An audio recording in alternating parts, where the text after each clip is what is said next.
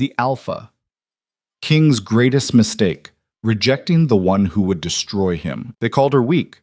They laughed when he threw her away. But what he didn't know, was that rejecting Nyxara Vale wasn't an ending. It was an awakening. Tonight, I'm bringing you the story of a woman who went from being publicly humiliated and left to die in the frozen wilds to becoming the most feared force in the kingdom. This is about revenge, power, and the price of underestimating someone. If you're watching from anywhere in the world, drop your city in the comments, hit that like button, and stay until the end, because this ending will leave you speechless. The Grand Hall of Shadowmere reeked of blood, smoke, and alpha dominance. Nyxara Vale stood in the center of it all, her bare feet cold against the ancient stone floor, her heart hammering so hard she thought it might crack her ribs and spill out onto the ground. Around her, hundreds of wolves, alphas, betas, enforcers, courtiers, nobles who'd traveled from every corner of the northern territories, watched with eyes that glowed faintly in the torchlight. The air hummed with expectation, with anticipation, with barely concealed cruelty. This was supposed to be her night, the bonding rite, the sacred ceremony where fated mates sealed their connection before the gods and the pack, where two souls became one under the light of the full moon, where she, Nyxara Vale, nobody, orphan, lowest-ranked wolf in the entire kingdom, would stand beside Alpha King Darius Kane and be named his queen. Except Darius wasn't looking at her like a mate. He was looking at her like a mistake he needed to correct.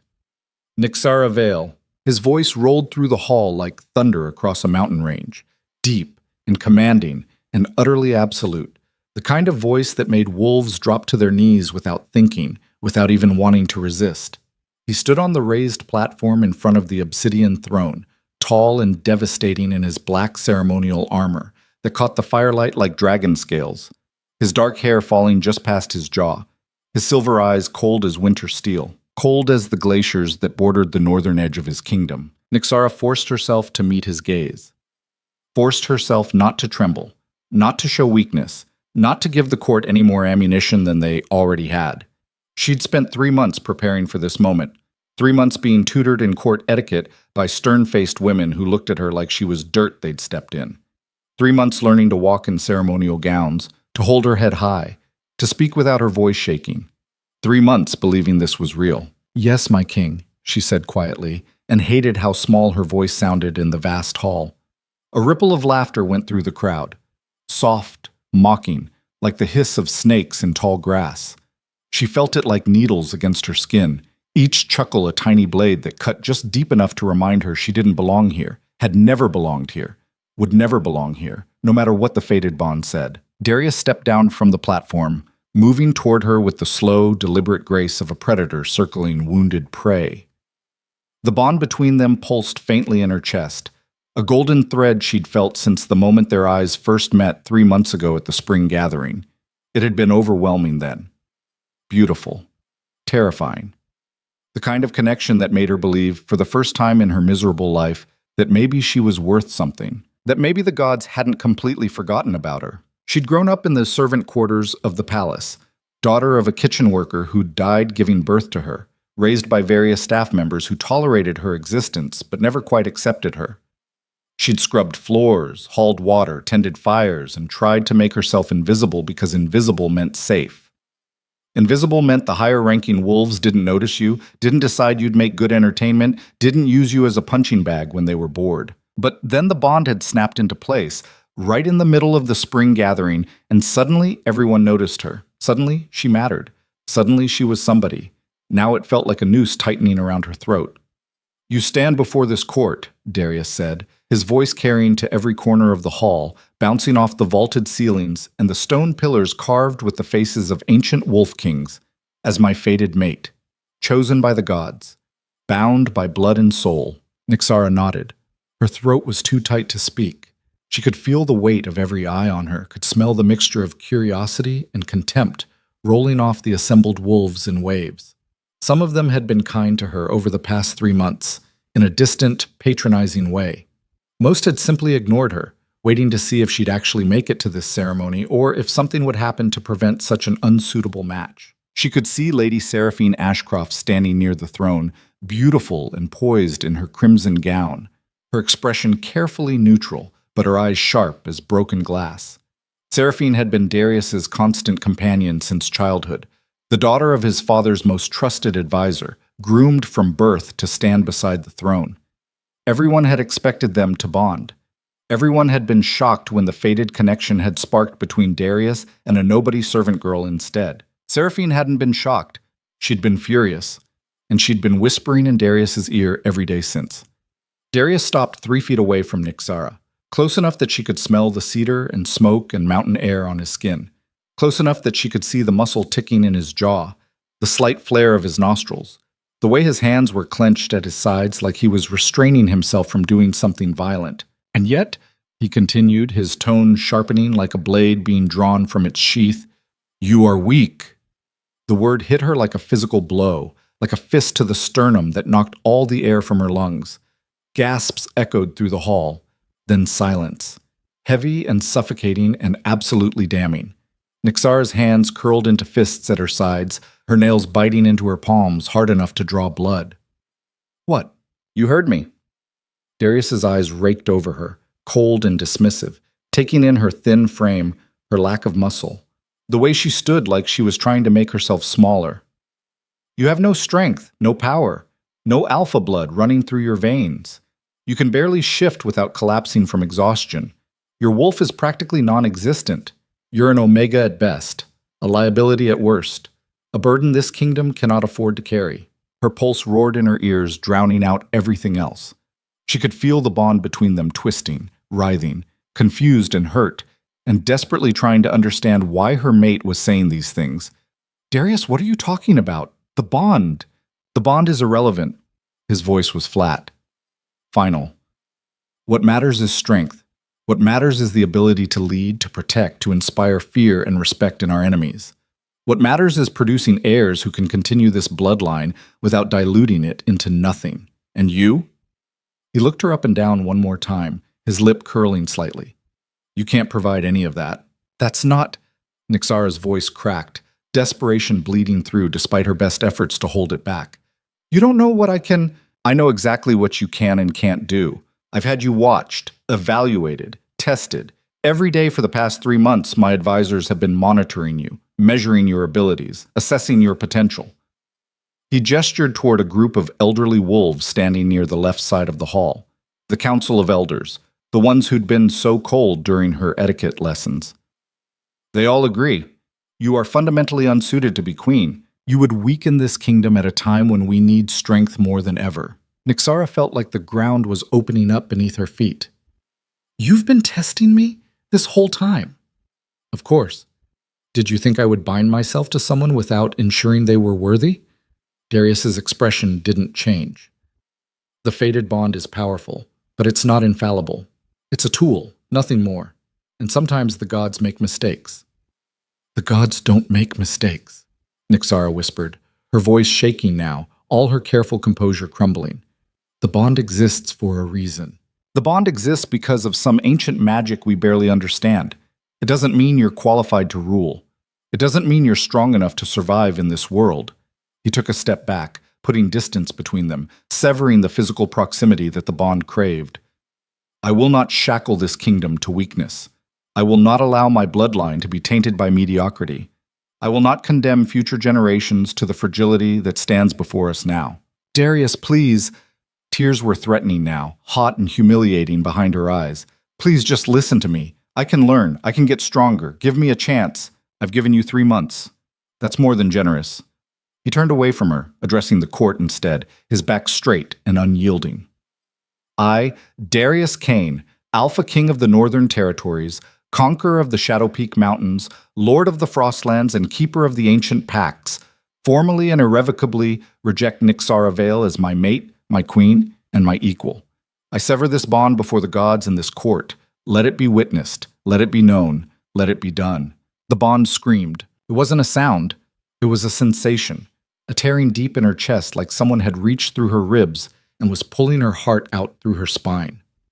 Nixara doubled over, clutching her sternum as pain exploded through her entire body, like lightning striking the same spot over and over and over. It felt like her ribs were being pried apart by invisible hands, like something molten and jagged was tearing through her veins. like every nerve ending in her body had been set on fire and doused in acid simultaneously. She couldn't breathe, couldn't think, couldn't do anything but feel the bond dying, thrashing, fighting against the rejection with everything it had. Around her, the court erupted into chaos and commentary. Pathetic. Did you see her face? I knew she wasn't worthy. Omega trash. The king made the right choice. She's collapsing already. Imagine if she'd actually become queen. My daughter would have been a far better match. This is what happens when you reach above your station. Should have stayed in the kitchens where she belonged. Nyxara fell to her knees, the impact against the stone barely registering through the agony, tearing her apart from the inside. Her vision swam, dark spots dancing at the edges, her peripheral vision narrowing to a tunnel. The bond writhed inside her like a living thing, refusing to break cleanly, refusing to let go, clawing and screaming and fighting against the rejection with a desperation that bordered on madness. She could feel Darius on the other end of it, cold, unyielding, resolute, his will like an iron wall slamming down between them, cutting her off, pushing her away, forcing the bond to die even as it begged for mercy. He didn't even look back at her. "Remove her from my sight," he said flatly, already turning toward the throne as if she'd ceased to exist the moment the words left his mouth. "Take her beyond the gates. I don't want to see her face again." Two enforcers materialized from the shadows. Massive wolves in human form, their faces impassive, their hands rough and uncaring as they grabbed her by the arms and hauled her to her feet. Nyxara's legs barely held her weight. Her body felt like it belonged to someone else, disconnected and unresponsive, every muscle trembling with shock and pain. She tried to speak, tried to scream, tried to do anything but be dragged away like garbage. But all that came out was a broken, gasping sob that made the courtiers laugh harder. "Wait." A woman's voice cut through the noise, sharp and amused and dripping with false sweetness that didn't even try to hide the cruelty underneath. Nyxara's head lolled to the side. Through her blurred vision, she saw her, Lady Seraphine Ashcroft, stepping forward from her place near the throne, her crimson gown trailing behind her like a river of blood, her dark hair swept up in an elaborate style that probably took 3 servants an hour to achieve. She looked down at Nyxara with a smile that didn't reach her ice-blue eyes.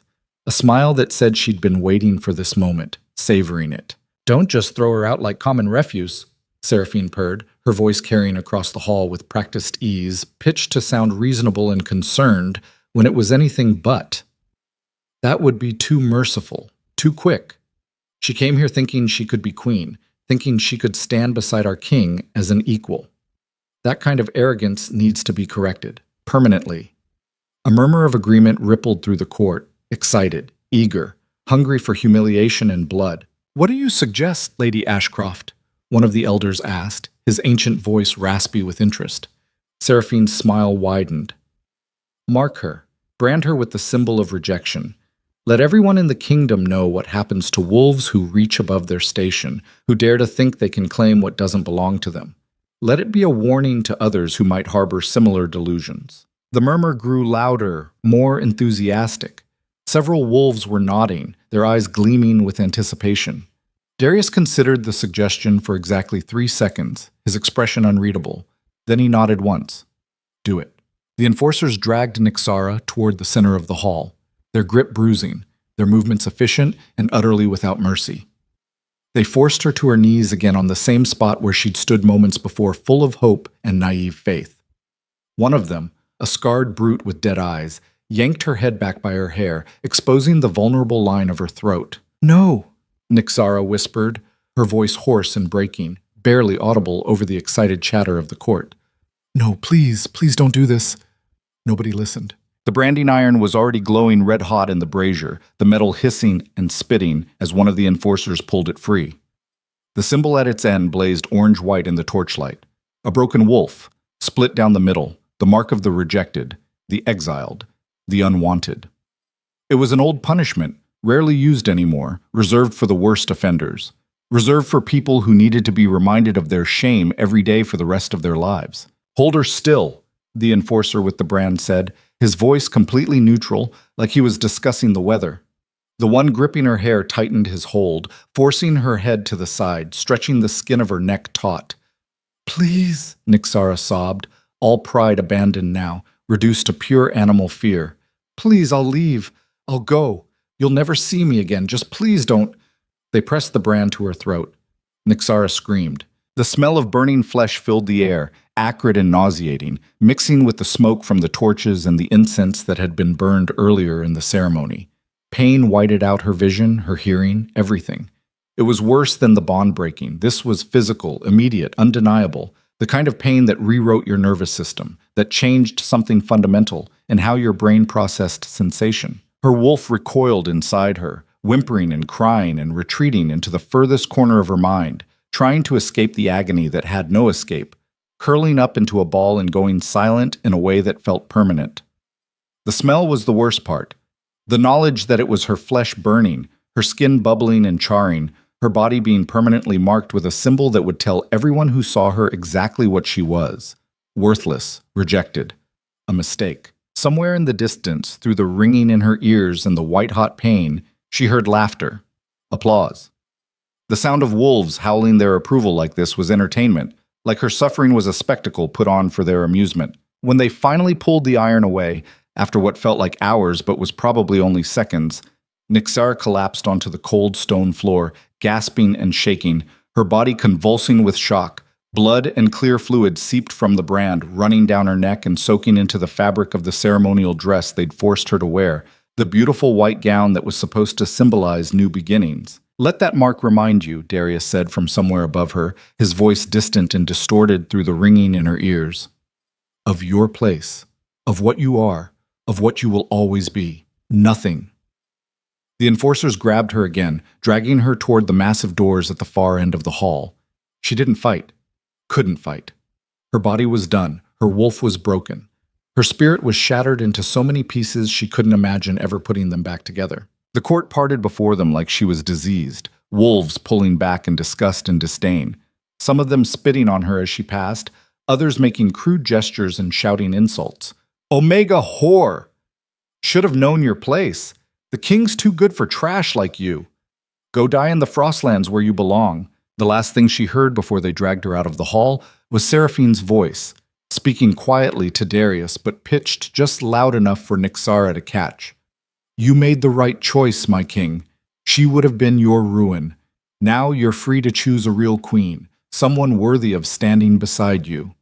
And Darius's response casual and unbothered. "Indeed. Prepare the chambers, Seraphine. We have much to discuss." Then the doors slammed shut, cutting off the light and warmth and sound, leaving Nixara in the cold darkness of the outer corridor with only the enforcers and her pain for company. They didn't even bother walking her to the gates properly. Halfway across the outer courtyard, they just threw her into the snow and kept walking, their job done, their interest in her fate completely absent. Nixara hit the ground hard, her body too weak to catch herself, too damaged to do anything but crumple like a discarded doll. The cold bit into her skin immediately, vicious and unforgiving, seeping through the thin ceremonial dress that was never meant to be worn outside, never meant to face the brutal reality of a Frostland's winter night. She lay there for a long time, staring up at the stars, watching her breath fog in the air. She should get up, should move, should try to find shelter before the temperature dropped even further. But what was the point? The brand on her neck throbbed with every heartbeat, a constant reminder. The bond in her chest was gone, leaving behind a hollow void that felt worse than the pain. Her wolf was silent, maybe dead, maybe just broken beyond repair. She had nothing, was nothing, would always be nothing. The gates of Shadowmere loomed behind her, massive and imposing and utterly final. Beyond them lay the Frostlands, the frozen expanse where exiled wolves went to die, where the temperature dropped so low at night that flesh froze solid, where predators that made normal wolves look like puppies hunted anything foolish enough to venture into their territory. Nobody survived exile in the Frostlands. That was the point. Nixara closed her eyes, the cold seeping deeper, making her fingers and toes go numb. Maybe it would be quick. Maybe she'd just fall asleep and not wake up. That seemed merciful compared to being eaten alive or freezing to death slowly. She was so tired, so broken, so done. But then, something else. Deep in her chest, deeper than the bond had ever been, deeper than her wolf, deeper than her heart, deeper than anything she'd ever felt before. A pulse. Faint, hesitant. like a dying ember buried under ash. Nixara's eyes opened slightly, confusion cutting through the fog of pain and shock. What? The pulse came again. Stronger this time, hotter. Her hand moved to her sternum without conscious thought, her frozen fingers pressing against the torn fabric of her dress. The pulse flickered, grew, began to spread. Heat bloomed in her chest, radiating outward, chasing away the cold that had been seeping into her bones. Not the warmth of the fated bond. That had felt golden, gentle, right. This was different, older, darker, angrier. This felt like waking up after being drugged. This felt like remembering something you'd been forced to forget. The pulse ignited. Nixara gasped as power surged through her body, raw and primal and absolutely terrifying. It felt like lightning in her veins, like molten metal replacing her blood, like every cell in her body was being rewritten at a fundamental level. Pain ripped through her, different from the rejection, different from the brand, sharper, hotter, deeper, like something ancient and vast and incomprehensibly powerful was waking up after sleeping for 1,000 years, after being buried, after being locked away. She screamed, her back arching off the snow, her fingers clawing at the ground as the power surged higher, hotter, stronger, refusing to be contained. The snow around her began to melt, steam rising into the night air. Her skin burned, her bones ached. Her blood sang with a frequency she'd never heard before, a rhythm that felt older than the kingdom, older than the wolves themselves, older than everything she'd ever known. And then she heard it. A voice. Low and ancient and utterly inhuman, speaking directly into her mind with the weight of eons behind it. Finally awake, finally free. Nixara's eyes snapped open. They glowed molten gold, bright enough to cast shadows on the surrounding snow, bright enough to make the stars above seem dim by comparison. They tried to bury us, the voice continued, resonating in her skull like a second heartbeat. They tried to lock us away. They tried to breed us out of existence. But you can't kill what runs deeper than blood. You can't destroy what was here before the first wolf drew breath. What? Nixara's voice came out raspy, broken. What are you? I am you. The part they tried to erase. The power your ancestors hid because it made them afraid. The legacy that was supposed to die with your mother. The world tilted. Nixara's mother had died giving birth to her. Everyone knew that, but nobody had ever told her anything about her mother's past, her lineage, why a servant woman had ended up in the palace kitchens in the first place. Your mother was the last of the Valafire line, the voice said, reading her thoughts. An ancient bloodline that ruled these lands before the wolves, before the packs, before the alphas built their kingdoms on the ashes of what came before. She hid here, thinking she could escape what she was, thinking she could live a normal life. But power like ours doesn't disappear. It sleeps. It waits. It passes to the next generation. Valafire, Nixara whispered, the name feeling strange and right on her tongue. Fire-blooded, flame-born. The ones who could call the sun itself to their hands. The ones who made kings kneel and kingdoms burn. The voice grew stronger, hungrier. And now you've been rejected, cast out, marked as worthless.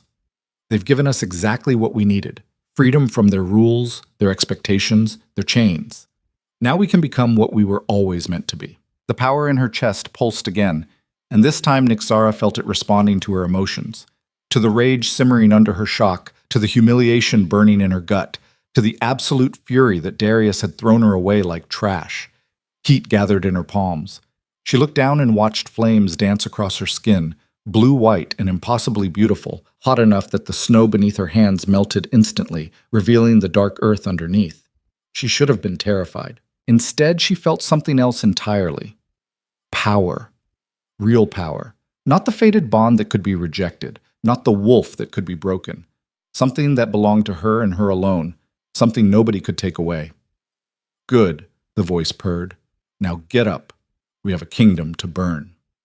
Nixara didn't remember passing out.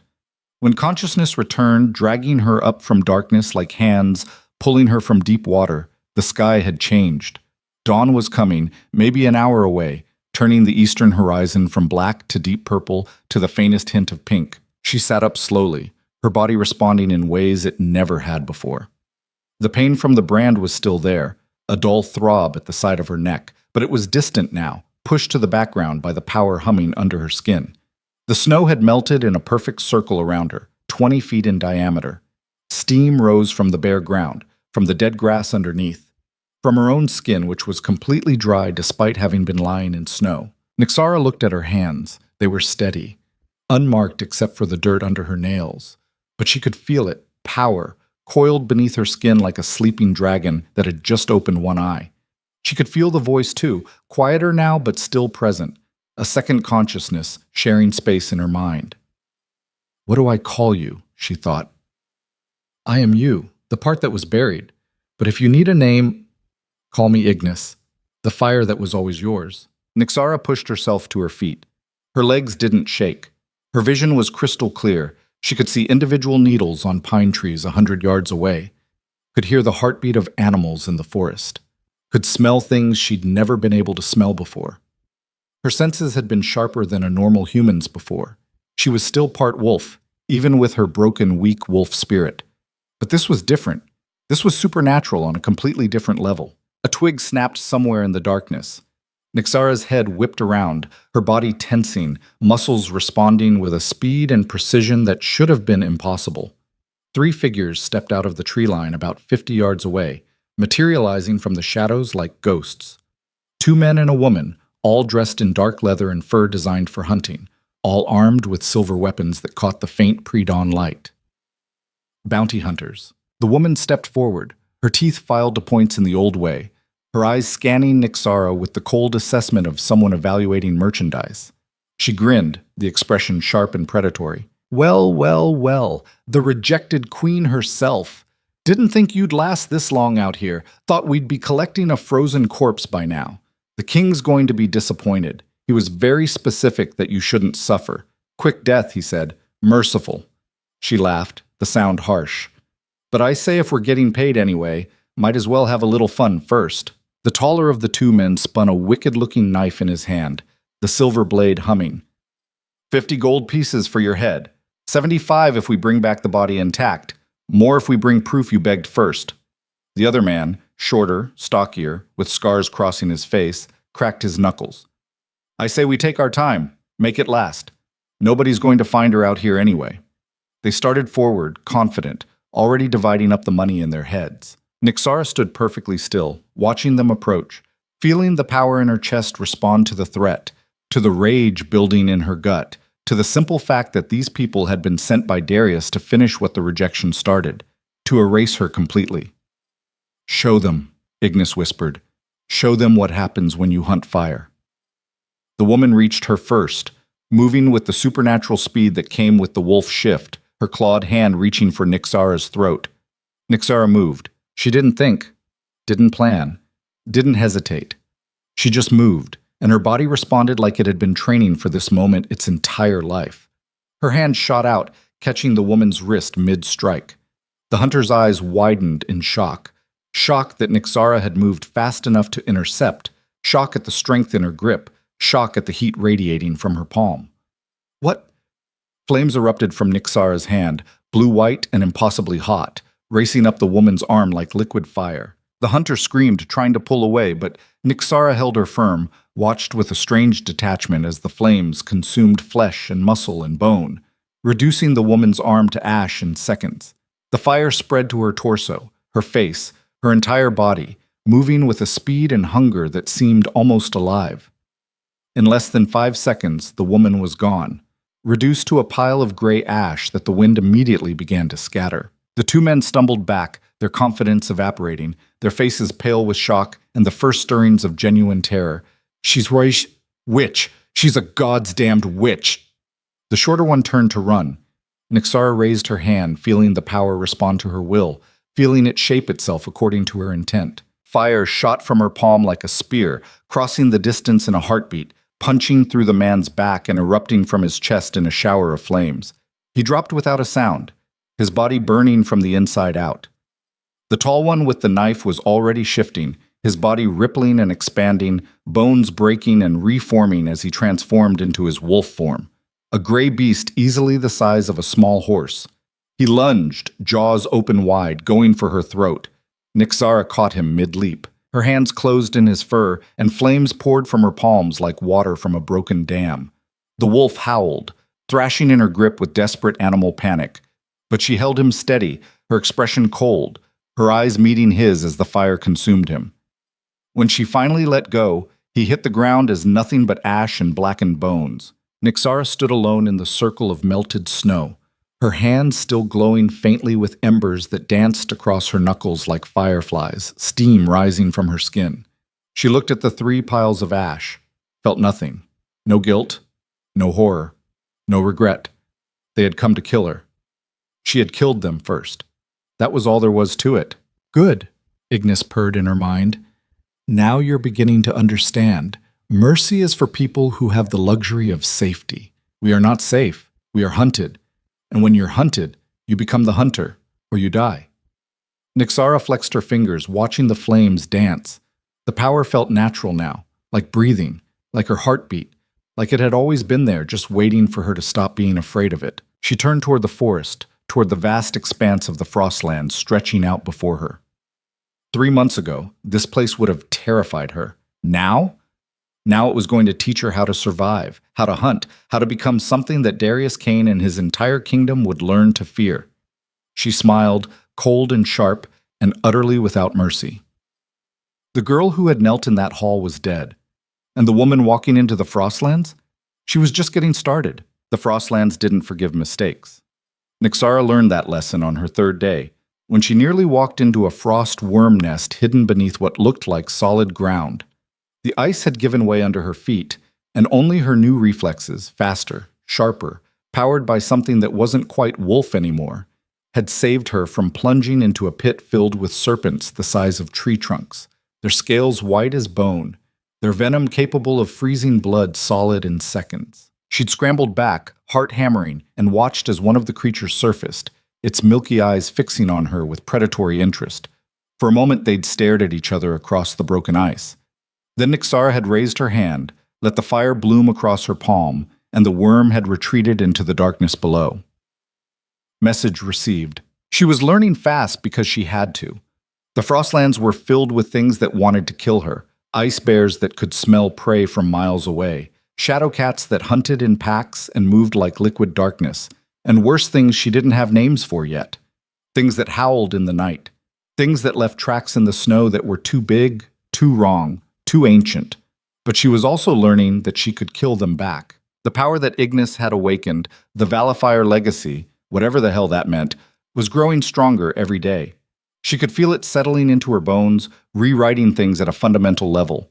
Her body was changing, getting stronger, faster. Her senses were sharper than any wolf's. She could see in complete darkness now, could hear heartbeats from 100 yards away, could smell fear and aggression and lies. And the fire responded to her will like it was part of her, like it had always been waiting for permission to burn. She'd made camp, if you could call it that, in a cave system she'd found on the 5th day. Deep enough to protect her from the worst of the wind, high enough that most predators wouldn't bother climbing, with multiple exits in case she needed to run. The floor was covered in the pelts of things she'd killed, and in the corner, a small pile of supplies she'd scavenged from dead hunters.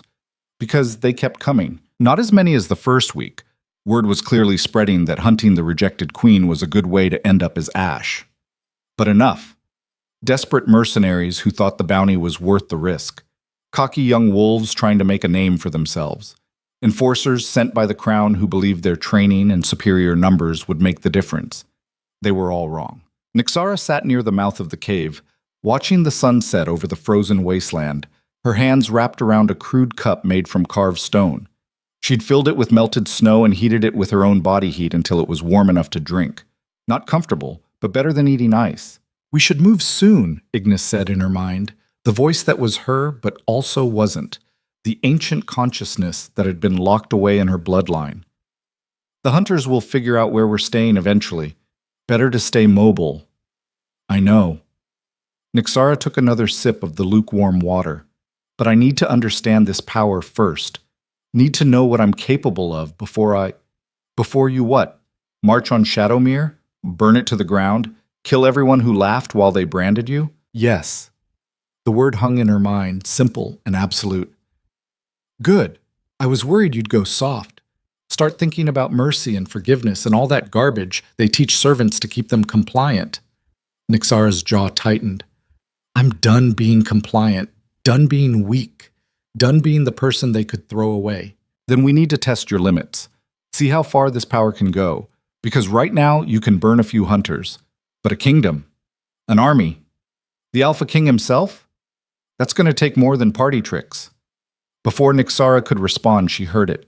The sound of footsteps crunching through snow, multiple sets trying to be quiet and failing. She set down the cup and stood, her body tensing, power already gathering in her palms. 6 figures emerged from the tree line below her cave, moving in a tactical formation that screamed military training.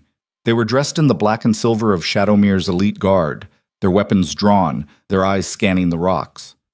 One of them, a woman with short blonde hair and a scar running through her left eyebrow, gestured to the others, pointing toward the cave entrance.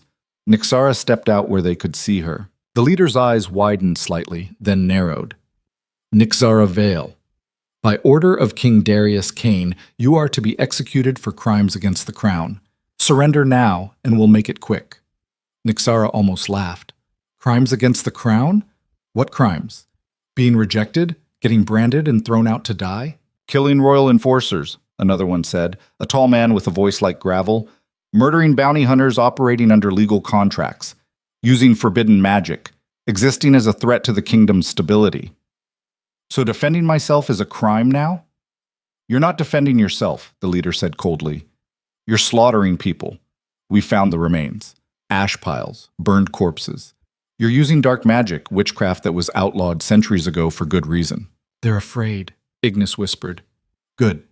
Fear's the beginning of respect. I didn't ask for this, Nixara said, her voice steady.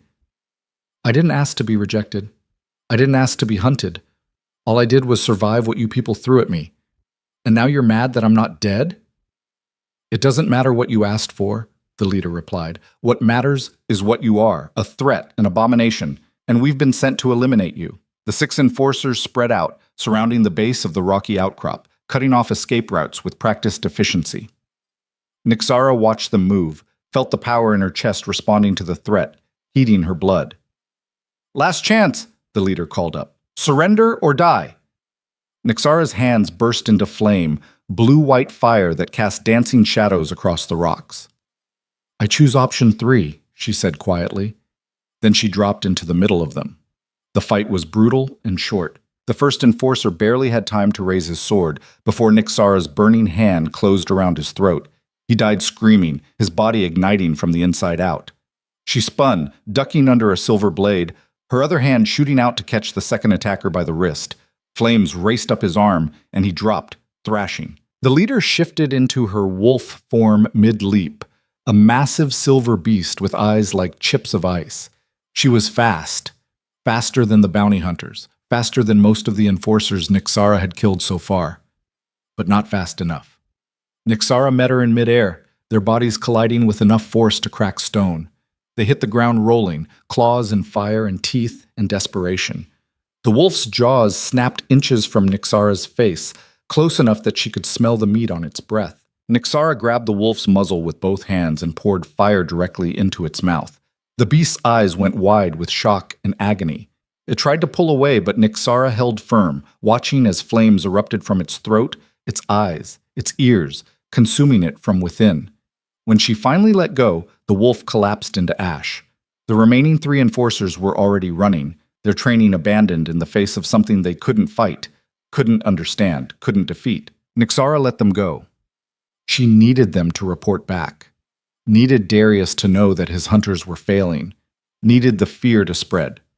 She stood among the ash piles and burning corpses, her hands still glowing, her breathing steady despite the violence. You're getting better, Ignis observed. Faster, more controlled, but you're still holding back.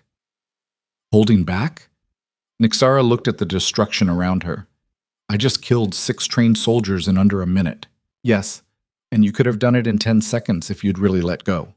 You're still afraid of the power, still treating it like something separate from yourself. But it's not. It's you, the real you. The you that was buried under years of being told to be small, to be quiet, to be weak. Nixara flexed her fingers, watching the flames dance. If I let go completely, what happens? We find out exactly how powerful we really are. A sound cut through the night. A horn, low and resonant, echoing across the frostlands from the direction of Shadowmere. 3 short blasts. A pause. 3 more. The signal for a full mobilization. Nixara's eyes narrowed. What's that? That, Ignis said grimly, is the sound of Darius Kane deciding you're too dangerous to leave alive. That's the war horn. He's not sending hunters anymore. He's sending an army. So, by dawn, Nixara could see them. Hundreds of wolves, maybe more, spreading out across the frostlands in organized units. They had supply wagons, siege equipment, war beasts chained and snarling. This wasn't a hunting party. This was an extermination force. She watched from a high ridge, her enhanced vision picking out details that should have been impossible to see from this distance. She recognized some of the commanders, veteran soldiers who'd served under Darius for decades, alphas who'd fought in the border wars, enforcers who were legendary for their brutality. And leading them, riding a black horse that looked like it had been bred for war, was someone Nixara recognized immediately. Seraphine Ashcroft. Even from miles away, even dressed in battle armor instead of court gowns, Seraphine was unmistakable. She sat straight in the saddle, her dark hair pulled back in a severe braid, a silver sword hanging at her hip. The king sent his favorite to finish what he started, Ignis observed. Interesting choice. She must have volunteered. Of course she did. Nixara's hands clenched into fists. She's the reason this happened. I heard her whispering to him, poisoning his mind against me for months. She wanted me gone so she could take my place. Then let's give her exactly what she came for. A fight. Against an army? You're thinking too small. You're thinking like prey, like someone who needs to run and hide. But you're not prey anymore. You're a Valifier. Your ancestors didn't run from armies. They burned them. Nixara watched the forces below setting up camp, establishing perimeters, sending out scout patrols. I can't fight all of them. Not yet. I'm strong, but I'm not. You won't fight them all. You'll fight their leader, cut off the head, and the body falls apart. And if you do it publicly, if you make an example of Seraphine Ashcroft, you send a message that even Darius Kane can't ignore. That's insane. Probably. But staying here waiting for them to corner you is guaranteed suicide. At least this way we go out fighting. Nixara stood on the ridge for a long moment, weighing her options. Run deeper into the frostlands, try to outlast them, find a place to hide and hope they gave up eventually, keep picking off stragglers until they retreated. Or do what Ignis suggested. Walk right into their camp and challenge their commander. It was insane, reckless, the kind of thing that got you killed in spectacular fashion. But it was also the last thing they'd expect. And Nixara was tired of running. Fine, she said out loud. We do it your way, but if this gets me killed, I'm blaming you. If this gets you killed, you won't be around to blame anyone. Now stop whining and let's go make history. What? Nixara walked into the camp just after sunset. She didn't sneak, didn't hide, just walked straight through the perimeter like she owned the place, her hands burning with barely contained fire, her eyes glowing gold in the gathering darkness. The first patrol spotted her when she was 50 yards from the outer tents. 3 wolves in human form, armed with spears and silver-edged blades. Halt! Identify yourself! Nixara kept walking. The guards exchanged glances, then raised their weapons. I said halt! She stopped 10 feet away from them, tilting her head slightly. I'm here to see Lady Ashcroft. Tell her Nixara Vale would like a word. One of the guards actually laughed. You're the one we're hunting. You think we're just going to escort you to our commander? I think you're going to run back to your camp and tell Seraphine I'm here. Because if you try to stop me, I'll kill you. And if you run away without delivering my message, she'll kill you for cowardice. So really, you've only got one choice that keeps you breathing. The guard's smile faded. He looked at his companions, then back at Nixara, clearly trying to decide if she was bluffing. Nixara raised one hand, letting the flames intensify until they were bright enough to read by. Your move, she said softly. The guards broke and ran. Nixara followed at a leisurely pace, watching as chaos erupted through the camp. Soldiers scrambling for weapons, commanders shouting orders, wolves shifting into their animal forms, the organized military precision dissolving into controlled panic. By the time she reached the center of camp, there were easily 200 wolves surrounding her, weapons drawn, growling and snarling and ready to attack. And standing in front of the command tent, still pulling on her armored gloves, was Seraphine.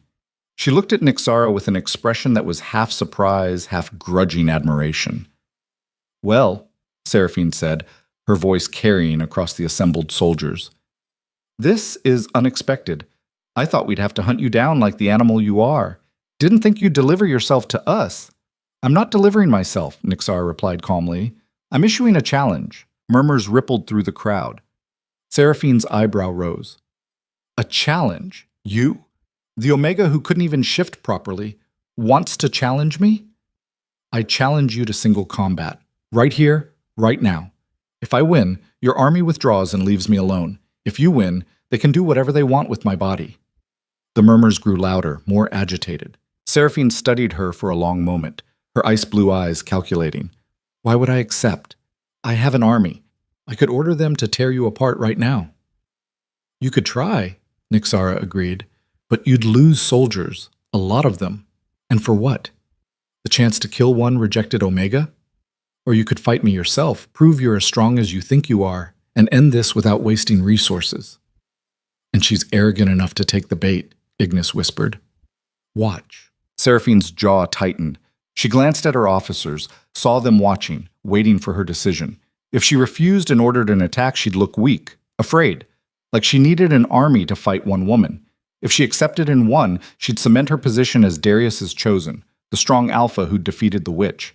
If she accepted and lost, but she wouldn't lose. Nixara could see that confidence in her eyes, that absolute certainty that she was superior in every way. "Fine," Seraphine said, unbuckling her sword belt and handing it to an aide. "Single combat, no weapons, no interference. To the death." She stepped forward, and the soldiers pulled back, forming a circle about 50 feet across. Nixara walked to the center, her hands still burning with low flames. Seraphine cracked her neck, rolled her shoulders, and smiled. "I'm going to enjoy this. I've wanted to put you in your place since the moment Darius announced that ridiculous bond. You were always beneath him, beneath all of us, and now I get to prove it." "Talk all you want," Nixara said quietly. "It won't change what happens next." Seraphine shifted. Her body exploded outward, bones breaking and reforming, muscles expanding, fur erupting across her skin. In seconds, she'd transformed into a massive white wolf, easily 9 feet at the shoulder, her fangs like daggers, her eyes blazing with alpha power. She was beautiful, terrifying, everything an alpha wolf was supposed to be. The assembled soldiers howled their approval, the sound deafening. Nixara stood perfectly still, watching the wolf circle her, looking for an opening. "Now," Ignis said, "show them what you really are." Nixara closed her eyes and let go. The power that had been simmering under her skin, carefully controlled, deliberately restrained, roared to life like a wildfire that had been waiting for wind. Flames erupted across her entire body, blue-white and impossibly hot, bright enough to turn night into day. The snow within 20 feet melted instantly. The ground beneath her feet scorched black, and her eyes, when she opened them, burned like twin suns.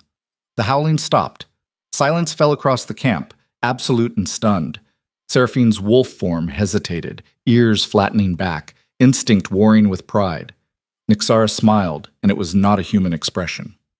"Come on then," she said, her voice layered with something older, darker, inhuman. "Show me what an alpha can do." Seraphine lunged, jaws open wide, going for the throat. Nixara caught her. Her burning hands closed on the wolf's muzzle, stopping the attack cold. Seraphine thrashed, trying to break free, claws raking Nixara's sides and finding nothing but fire. "You want to know why Darius rejected me?" Nixara asked, her voice conversational despite the struggling predator in her grip. "It wasn't because I was weak. It was because you convinced him I was. You whispered in his ear, day after day, poisoning him against me, making him doubt the bond." The wolf's eyes widened. "You took everything from me. My mate, my future, my place in the world." Nixara's grip tightened, flames intensifying. "So now I'm going to take something from you." She poured fire into the wolf's body, not to kill quickly like she'd done with the hunters, but slowly, letting it burn from the inside out, letting Seraphine feel every second of it. The wolf howled, a sound of pure agony that echoed across the Frostlands. Around them, soldiers shifted nervously, hands on weapons, looking to their officers for orders that didn't come. Because what could they do? Rush in and break the terms of single combat? Attack the woman who was currently immolated in flames hot enough to melt steel? Seraphine's wolf form collapsed, shifting back to human as her strength failed. She lay on the scorched ground, her skin blistered and blackened, gasping for air. Nyxara knelt beside her, the flames on her hands dimming slightly. "Tell Darius," she said softly, "that I'm coming for him. Tell him that the girl he threw away is going to burn his kingdom to ash. Tell him that he should have killed me when he had the chance." Seraphine tried to speak, but only a wet, rasping sound came out. Nyxara stood, turning to face the assembled army, hundreds of wolves staring at her with expressions ranging from fear to awe to hatred. "Anyone else want to try?" she called out. No one moved, no one spoke. The only sound was the crackle of flames and Seraphine's labored breathing. "This is the moment," Ignis said. "This is where you decide who you're going to be. The girl who runs away, or the woman who makes them fear her name." Nyxara raised her voice, letting it carry across the camp. "Tell your king that the Frostlands belong to me now. Tell him that any hunter who comes for me won't return. Tell him that Nyxara Vale is dead." She let the flames intensify, her body burning so bright that wolves had to look away. But the woman who survived his rejection? She smiled, cold and sharp, and absolutely without mercy. "She's just getting started." Then she turned and walked out of the camp, through the circle of soldiers who parted before her like she was a wildfire they couldn't contain, leaving Seraphine broken and burned in the snow behind her. No one tried to stop her. No one dared. And as she disappeared into the darkness of the Frostlands, Nyxara heard it, the sound of an entire army realizing they'd been hunting the wrong kind of prey. The rejected queen was gone. In her place stood something far more dangerous. Word spread faster than wildfire. Within 2 days, every settlement, outpost, and village within 100 miles knew what had happened. The rejected queen had walked into an army camp, challenged their commander, and left Lady Seraphine Ashcroft broken and burned in the snow. The soldiers who'd witnessed it told the story in taverns and mess halls, their voices hushed, their eyes haunted. Some versions said Nyxara had grown wings of fire. Others claimed she'd turned into a demon. A few insisted she'd killed half the army before leaving, though that part wasn't true. She hadn't needed to kill anyone else. The message had been delivered. But the consequences were spreading in ways Nyxara hadn't anticipated. She was crouched in the skeletal remains of what had once been a trading post, picking through the wreckage for anything useful, when she heard the voices. Multiple people, moving through the snow with the careless noise of civilians rather than soldiers. Nyxara melted into the shadows, her fire damped down to barely a flicker, watching as a group of 5 wolves emerged from the tree line. They were thin, ragged, dressed in mismatched furs and carrying makeshift weapons. Refugees, maybe. Or exiles. "Heard she camped somewhere in this area," a young woman was saying, her breath fogging in the cold air. "My cousin's friend saw her 3 days ago, said she was heading this direction." "We don't even know if she'll help us," an older man argued, his face weathered and scarred. "She might just kill us." "You heard what she did to Ashcroft." "Ashcroft deserved it," a third voice said. Another woman, middle-aged with a hard edge to her tone. "She was the one leading the purges in the border towns. My sister died because of her orders." Nyxara's interest sharpened. "Purges?" "Stay quiet," Ignis advised. "Listen first." The group stopped near the trading post ruins, looking around nervously. "This place gives me the creeps," the young woman muttered. "Everything gives you the creeps, Mara," the older man said, but not unkindly. "We need to find shelter before nightfall. The temperature's already dropping." "We need to find her," the hard-voiced woman insisted. "If the stories are true, if she really has the power they say, she could help us. Could help all of us. Or she could burn us alive for bothering her." "Then we burn. At least it'll be quick, unlike what's waiting for us back in Shadowmere." Nyxara stepped out of the shadows, letting flames dance along her fingertips just enough to be visible. The group froze, hands going to their weapons, eyes wide. "You're looking for me," Nyxara said quietly. It wasn't a question. The young woman, Mara, nodded jerkily. Yes, we heard you were in the Frostlands, that you survived the rejection, that you fought an army and won. I didn't fight an army. I fought their commander, and I didn't win. I just didn't lose. Nixara studied them, taking in their malnourished frames, their desperate expressions. Why are you here? The hard-voiced woman stepped forward, despite the older man trying to pull her back. Because we need help. Because Darius Kane has declared martial law across the Northern Territories. Because anyone who questions him, anyone who speaks against him, anyone who doesn't show absolute loyalty is being arrested, or worse. Nixara's jaw tightened. What do you mean, worse? Executions, the woman said bluntly. Public ones. He's calling it purging the weakness from the pack. Started right after you were rejected. Said the kingdom needed to be strong, needed to eliminate anyone who couldn't contribute, anyone who was a burden. The older man nodded reluctantly. My son was killed for stealing bread. Bread. They hanged him in the town square as an example. He was 12. Mara's voice shook as she spoke. My family hid me when the enforcers came looking for undesirables. I'm deaf in one ear, got kicked by a horse when I was little. Under the new laws, that makes me defective. Expendable. Nixara felt something cold settle in her stomach, something that had nothing to do with the temperature. How many has he killed? Hundreds, the hard-voiced woman said. Maybe more. It's hard to get accurate numbers because anyone who tries to keep track disappears. The Council of Elders supports it. Lady Ashcroft was the one implementing it, going town to town, selecting who lives and who dies. This is about you, Ignis said quietly. He's afraid. You challenged his power, proved his perfect alpha strength isn't so perfect after all. So now he's overcompensating, trying to prove he's still in control by controlling everything and everyone. I didn't want this. Doesn't matter what you wanted. It's happening anyway. Question is, what are you going to do about it?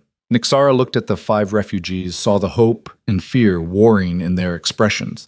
Why come to me? I can't protect you. I'm barely surviving out here myself. You're the only one who stood up to him and lived, the hard-voiced woman said. You're the only one who's proven he can be beaten. If you came back, I'm not coming back, Nixara cut her off. I'm not leading a rebellion. I'm not saving anyone. I just want to be left alone. Then we're all dead anyway, Mara whispered.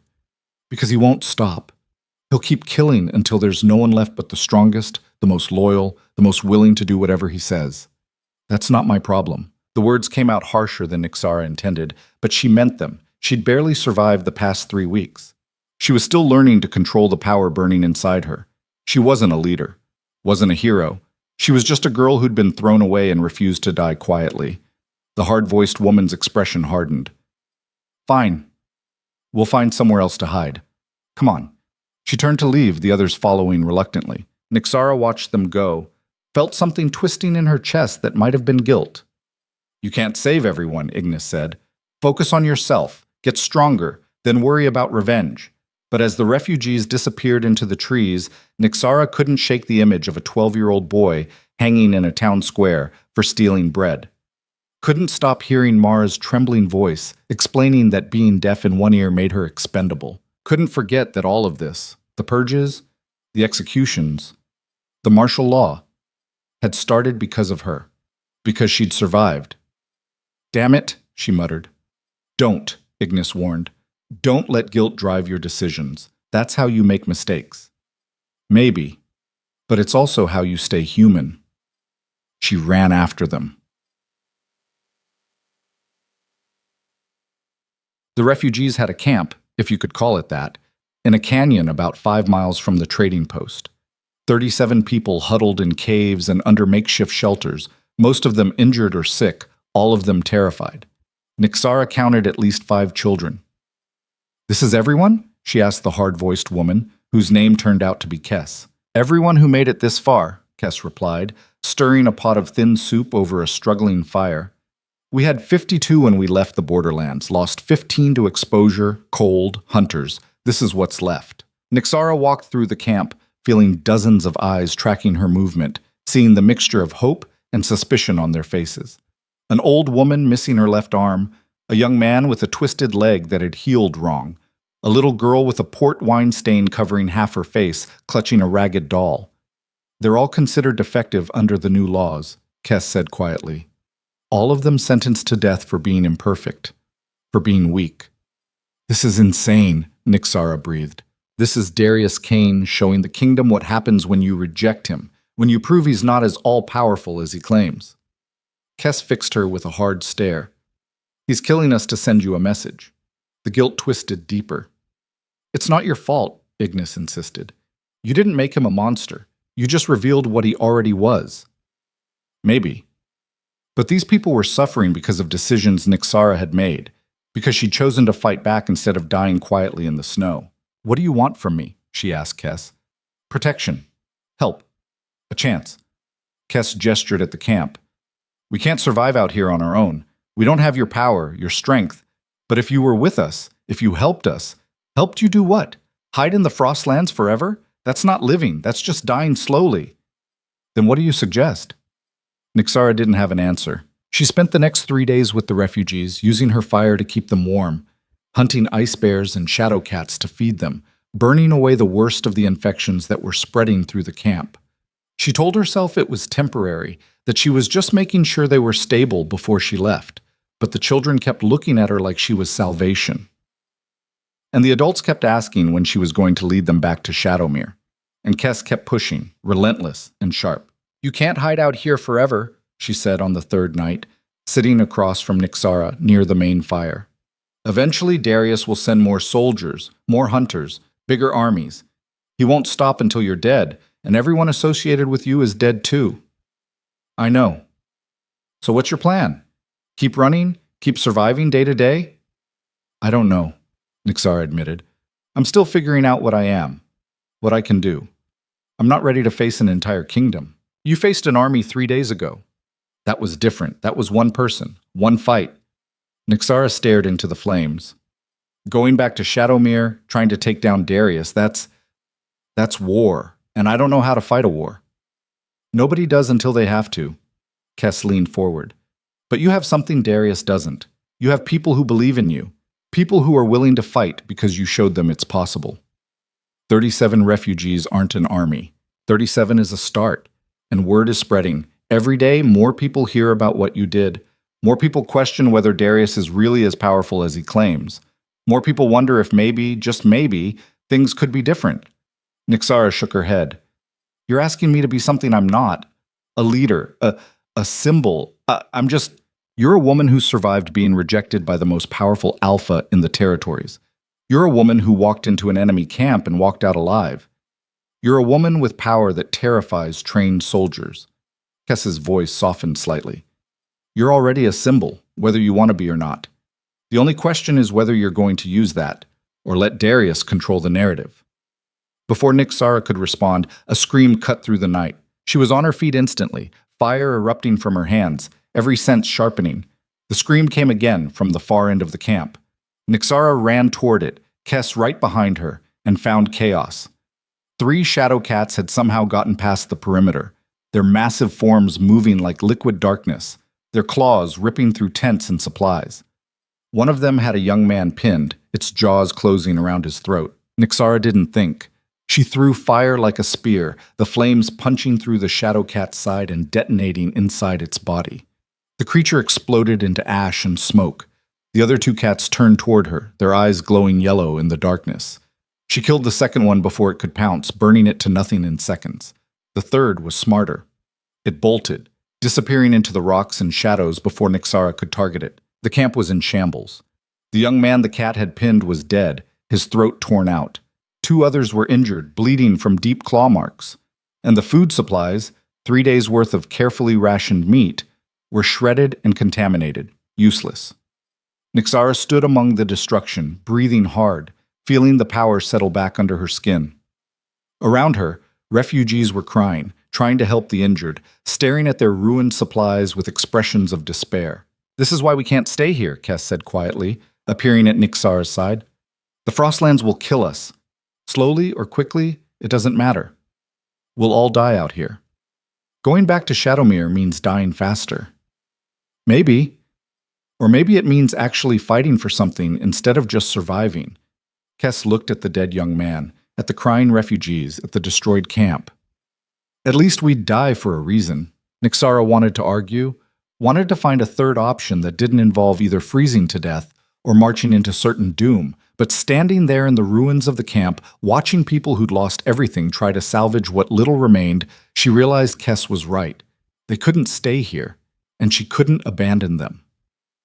"So we're really doing this?" Ignis asked. "Leading a rebellion? Taking on an Alpha King?" "I don't know. Maybe. Probably. That's not very decisive. I'm making this up as I go. Give me a break." Nixara raised her voice, letting it carry across the camp. "Listen to me, all of you." The refugees stopped what they were doing, turning to face her. "I'm not a leader," Nixara said bluntly. "I don't know how to run a rebellion or fight a war. I'm just a woman who refused to die when someone threw me away. But Kess is right. We can't stay here. The Frostlands will kill us.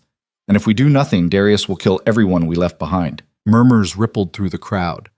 "So here's what I'm offering. Anyone who wants to fight, who wants to go back to Shadowmere and make Darius answer for what he's done, you can come with me. I can't promise we'll win. I can't promise you'll survive. But I can promise we'll make him regret underestimating us." Silence. Then Kess stepped forward.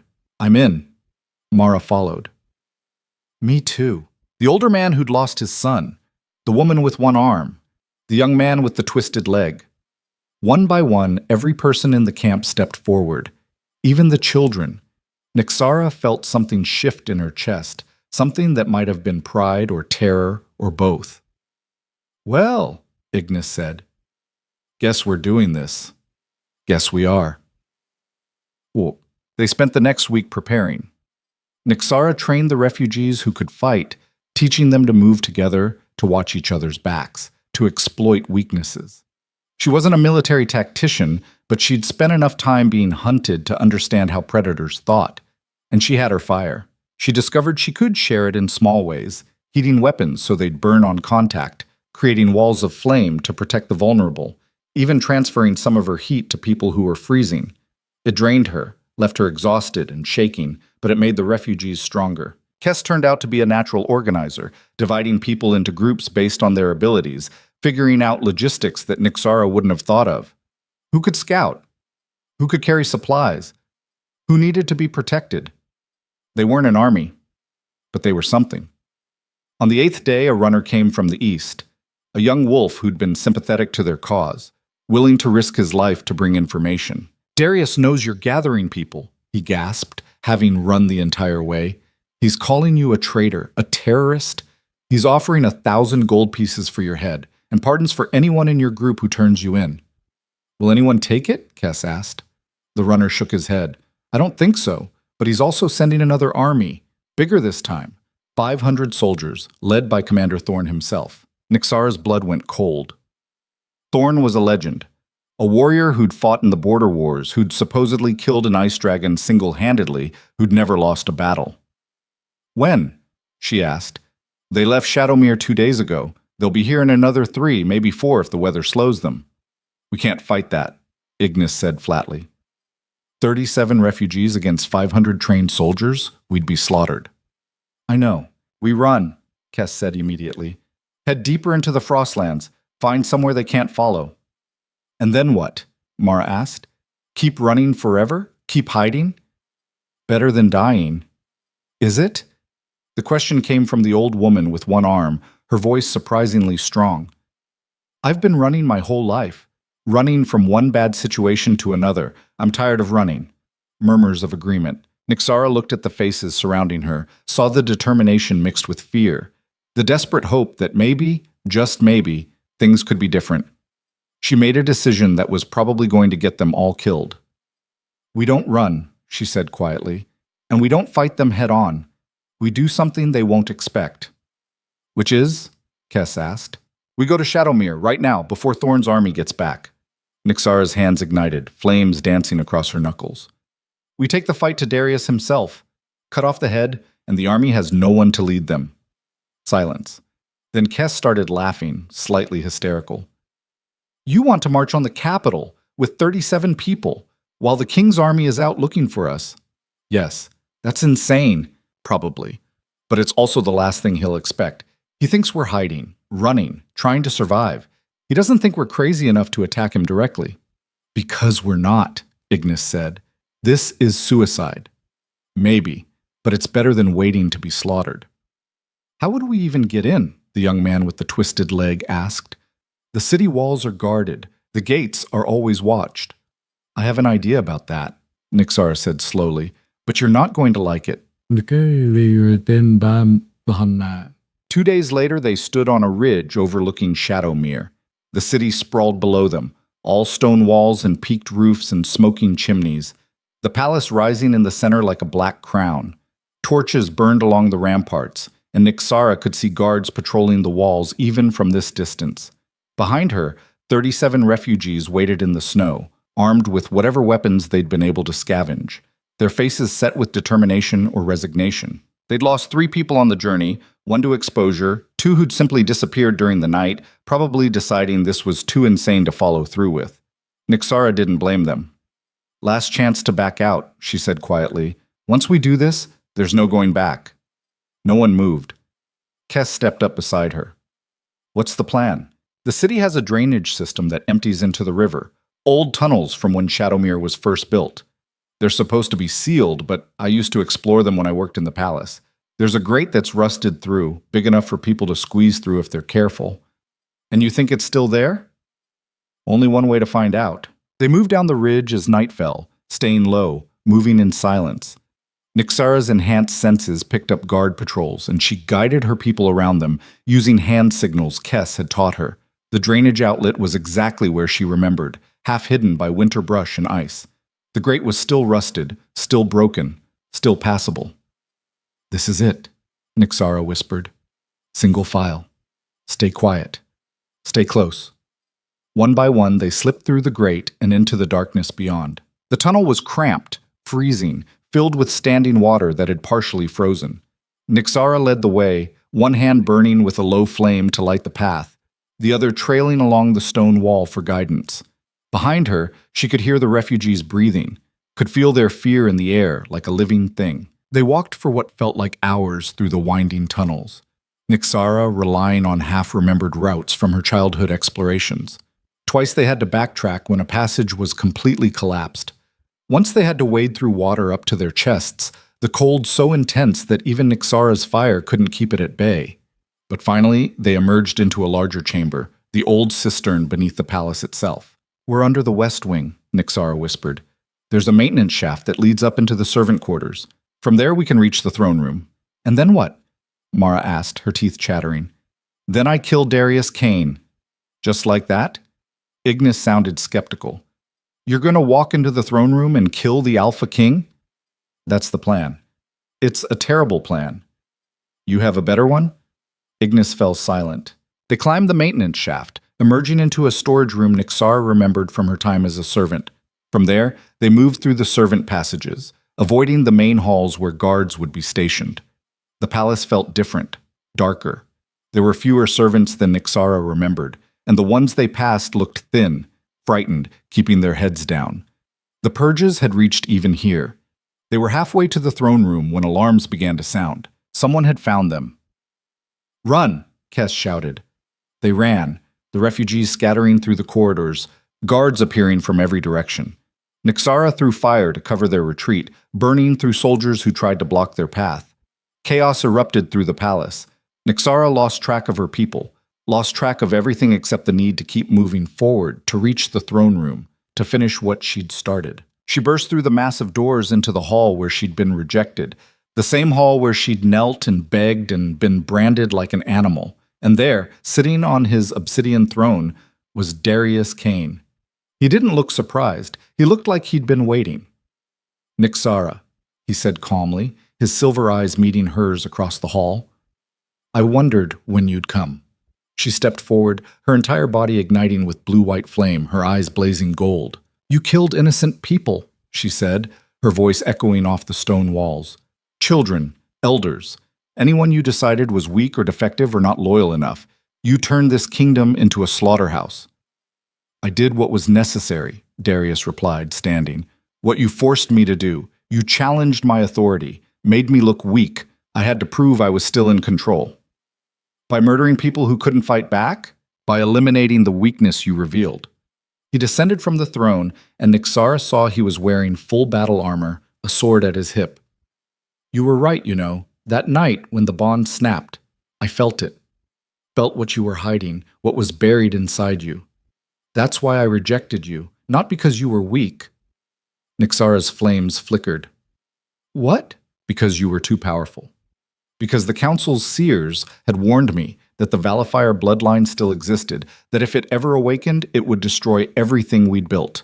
The wolf packs, the alpha hierarchy, the entire structure of our society. He drew his sword, the blade gleaming silver. So I rejected you, hoping the bond's breaking would kill you. When it didn't, I tried to have you hunted down. And when that failed, I created a situation so terrible that you'd have to come back. Understanding crashed over Nixara like ice water. The purges, the executions. You did all of that to draw me out. Of course. I knew you wouldn't be able to stay away once you realized people were suffering because of you. I knew your weakness, not physical weakness, but the kind that makes you care about people who mean nothing. He smiled, cold and sharp. And now you're here, exactly where I wanted you, in my city, in my palace, surrounded by my guards. As if on cue, the doors behind Nixara slammed open. She spun to see hundreds of soldiers pouring into the hall, all armed, all moving to surround her. And at their head, looking battered but alive, was Seraphine Ashcroft. "Hello, Nixara," Seraphine said, her voice raspy from the damage Nixara had inflicted. Her face was covered in burn scars, her hair cut short where it had been singed away. "Did you really think we wouldn't be prepared? That Darius would just sit on his throne and wait for you to kill him?" Nixara's heart hammered against her ribs. "We walked into a trap." "Of course we did," Ignis said grimly. "The question is whether we can fight our way out." She looked at the soldiers surrounding her, at Darius standing calm and confident, at Seraphine's scarred smile. Then she looked at the refugees being dragged into the hall by more guards, all of them captured, all of them beaten and bloodied. Kes, Mara, the old woman, the children, all of them. "Let them go," Nixara said, her voice low and dangerous. "This is between us. They have nothing to do with—" "They have everything to do with it," Darius interrupted. "They're proof that defying me has consequences. They're examples of what happens when you follow a false prophet promising salvation." He gestured to his guards. "Execute them, all of them. Make it slow." "No!" Nixara exploded. Not a metaphor. Her entire body detonated with fire so intense, so impossibly hot, that the stone floor beneath her feet melted. The flames roared outward in a wave that crashed into the surrounding soldiers, incinerating dozens in seconds. But there were too many. For every one she killed, two more appeared. They had silver nets, weapons designed to contain fire wielders, tactics developed specifically to counter her. They brought her down. The nets wrapped around her, burning her skin, dampening her fire. She screamed, thrashing, but the silver was poisoned to the magic in her blood, weakening her, making every movement agony. She hit the ground hard, still fighting, still burning, but contained.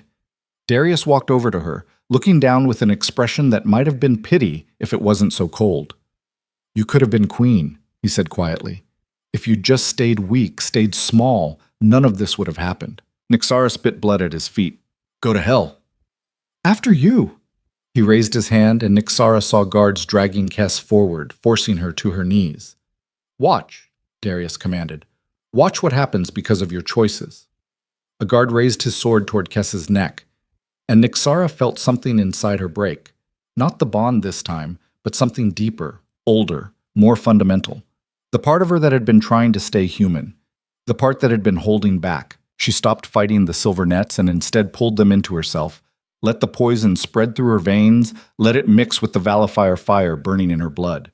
"What are you doing?" Ignis screamed. "That will kill you!" "I know, but I'm taking them with me." The fire changed. Not blue-white anymore. Black. Flames the color of void, the color of nothing, erupting from Nixara's body, with a force that shattered the silver nets like they were made of paper. The throne room filled with fire that didn't just burn. It unmade things, turning stone to dust, metal to vapor, flesh to absolute nothing. Darius's eyes went wide with shock and terror as the black flames raced toward him. And Nixara, burning from the inside out, dying and being reborn in the same moment, smiled. "You should have killed me when you had the chance." The black flames consumed everything. Nixara felt them tearing through her body, rewriting her at a cellular level, burning away what was left of the scared servant girl and leaving something else in her place. The pain was infinite, worse than the rejection, worse than the branding, worse than anything she'd ever experienced, but she held on to it, channeled it, turned it into weapon. The fire roared outward in waves that reduced stone pillars to dust, melted the obsidian throne into slag, turned the ancient tapestries on the walls into nothing but memory. Soldiers screamed as the flames touched them, their bodies disintegrating before they could even finish the sound. Darius shifted into his wolf form mid-leap, trying to escape the radius of destruction, his massive black body airborne and desperate.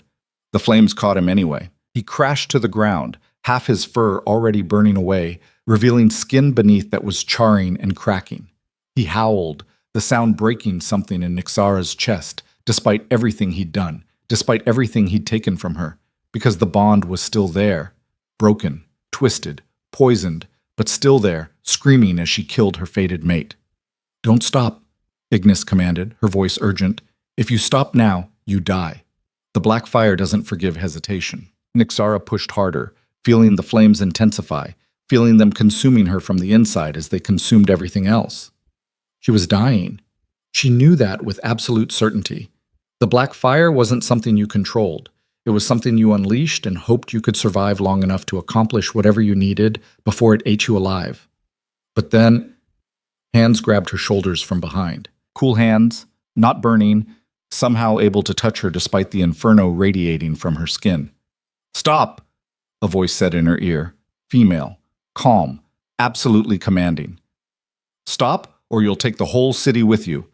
Nyxara tried to turn, tried to see who was speaking, but the black flames were eating her vision, turning everything into darkness and heat. "I said stop!" Power crashed into her, not fire, something else, something cold and ancient and impossibly strong. It wrapped around the black flames like ice around a wildfire, containing them, compressing them, forcing them back into Nyxara's body, even as they fought to keep burning. The pain doubled, tripled, became something that transcended physical sensation and turned into pure existential agony. Nyxara screamed, the sound tearing from her throat with enough force to crack what was left of the throne room's ceiling. And then, silence. The black flames guttered out, leaving behind a throne room that looked like it had been hit by a meteor. The floor was cracked and melted, the walls scorched black, bodies reduced to ash piles scattered across scorched stone. The smell of burned flesh and molten metal filled the air. Nyxara collapsed, every muscle in her body giving out simultaneously.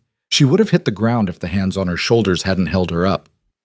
"Easy," the voice said, gentler now. "You're not done yet. Don't pass out on me."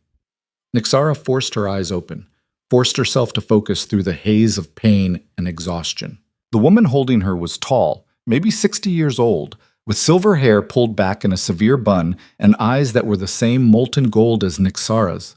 She wore simple robes that somehow hadn't burned despite the inferno, and her expression was a mixture of exasperation and something that might have been pride.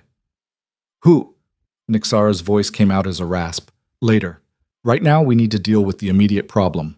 The woman nodded toward the center of the ruined throne room. Darius was still alive. Barely. His wolf form had shifted back to human, but his body was a horror show of third-degree burns, charred flesh, exposed muscle. He was gasping, each breath a wet rattle, his silver eyes fixed on Nyxara with an expression that was equal parts hatred and shock. Around them, the few soldiers who'd survived were backing away, their weapons lowered, their faces pale. Seraphine was gone, either dead or fled, Nyxara couldn't tell, but Kess was there, still on her knees where the guard had forced her, her eyes wide as she stared at Nyxara. And the other refugees, the ones who'd been captured, were crawling out from behind fallen pillars and scorched rubble, looking stunned but alive. "You saved them," Nyxara whispered, looking at the silver-haired woman. "When I lost control, you contained the fire enough to save them. I contained it enough to save the city," the woman corrected. "Your friend surviving was a fortunate side effect. Now finish what you started before he heals." Nyxara looked at Darius, at the man who'd rejected her, who'd branded her, who'd orchestrated the deaths of hundreds just to draw her out. The bond between them pulsed weakly, dying, but not quite dead. She could kill him. Should kill him. He deserved it after everything he'd done. But looking at him now, broken and burned and gasping for air, she felt something unexpected. not pity, not forgiveness, but the realization that killing him wouldn't change anything, wouldn't bring back the people he'd murdered, wouldn't undo the rejection or erase the brand on her neck or heal the damage he'd caused. It would just make her a killer, and she'd killed enough today. No, she said quietly. The silver-haired woman raised an eyebrow. No, I'm not killing him. Nixara pulled away from the woman's grip, standing on her own despite the way her legs shook. He's done. Broken. Let him live with what he's become. She turned to the watching soldiers, to the refugees, to Kes, who was pushing herself to her feet. Darius Khan is no longer fit to rule, Nixara said, her voice carrying across the ruined throne room with surprising strength. He orchestrated the murder of innocents. He used his power not to protect this kingdom, but to terrorize it. He doesn't deserve the crown. And you do? One of the surviving soldiers called out, his voice shaking but defiant. You, who just burned half the palace? Who killed dozens of us? What makes you any better? It was a fair question. Nixara didn't have a good answer. I don't want the crown, she said finally. I never did. I just wanted to be left alone. But he wouldn't allow that. So now we're here, in the ashes of his kingdom, and someone has to decide what happens next. Let them decide, the silver-haired woman said, gesturing to the assembled wolves, soldiers, refugees, servants who'd emerged from hiding, nobles who'd survived the black flames. You conquered this throne room. The old laws say that gives you the right to claim it, but you don't have to. You can walk away. Let them sort out their own mess. Nixara looked at the faces surrounding her. Saw fear, yes, but also hope. Desperation. The same expression the refugees had worn when they'd come looking for her in the Frostlands. If she walked away now, the power vacuum would tear the kingdom apart. The surviving nobles would fight for control. More people would die. The purges might even continue under new leadership, but if she stayed, you'd be responsible for them, Ignis said quietly. For all of them. For their safety, their futures, their lives. That's what ruling means. I don't know how to rule. Nobody does until they try. Nixara took a deep breath, feeling the power in her chest, still there, still burning, but no longer trying to consume her. The black flames had retreated, leaving behind something that felt more stable, more controlled. I'll stay, she said. Not as queen, not yet, but as temporary protection, until we can figure out a better system, one that doesn't involve murdering people for being imperfect. Murmurs rippled through the crowd, some approving, some skeptical, all uncertain. Kes pushed through the crowd, limping slightly, her face bruised, but her eyes bright. You're really doing this? Taking responsibility for this mess? Apparently. You're insane. Probably. Nixara managed a small smile. But you're the one who told me I was already a symbol whether I wanted to be or not. So I might as well try to be a useful one. The silver-haired woman laughed, the sound sharp and unexpected. Well said. I think you might actually survive this after all. Who are you? Nixara asked, turning to face her properly. The woman's smile was enigmatic. I'm Cassia Valafier, your grandmother, and we have a lot to discuss. The next 3 days were chaos. Darius was locked in the palace dungeons. His injuries tended just enough to keep him alive, but in no condition to cause trouble. Seraphine had fled during the battle, disappearing into the night, but reports placed her in the Eastern Territories rallying support among nobles who were loyal to the old regime. Commander Thorne's army returned to find the palace in ruins and their king imprisoned.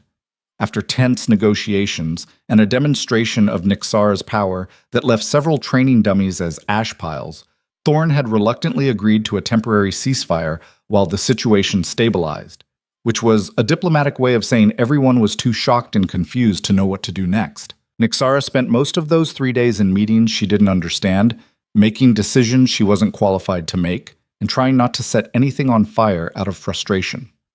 The Council of Elders, the ones who'd survived the throne room battle, alternated between treating her like a dangerous weapon they needed to contain and a valuable asset they needed to control.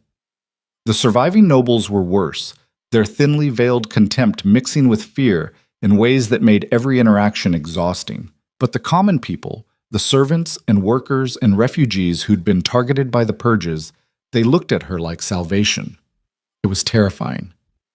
You can't please everyone, Cassia said on the third evening, finding Nixara on one of the palace balconies, staring out at the city below. Stop trying. Nixara didn't look at her.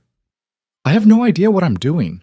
Obviously, but you're doing it anyway, which is more than most people manage. Cassia leaned against the railing beside her. Do you know why the Valafire bloodline was hunted to near extinction? Because we're dangerous? Because we refused to submit to the pack hierarchy. Your ancestors were fire wielders in a world that worshipped wolves and alphas. They couldn't be controlled through dominance displays or pack bonds. They answered to no one but themselves. Cassia's expression turned distant. The Wolf Kingdom saw that as a threat, so they systematically eliminated the bloodline over centuries, killed the men, forcibly bonded the women to alphas to dilute the magic.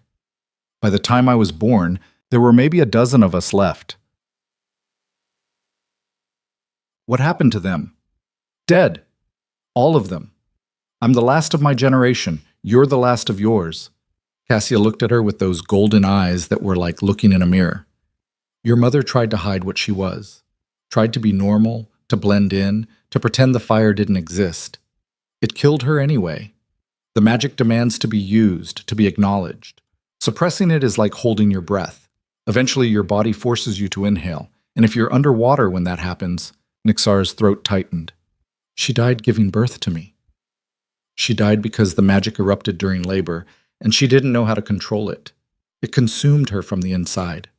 Cassia's voice was gentle. It wasn't your fault. It was the fault of a world that made her ashamed of her power. Where were you?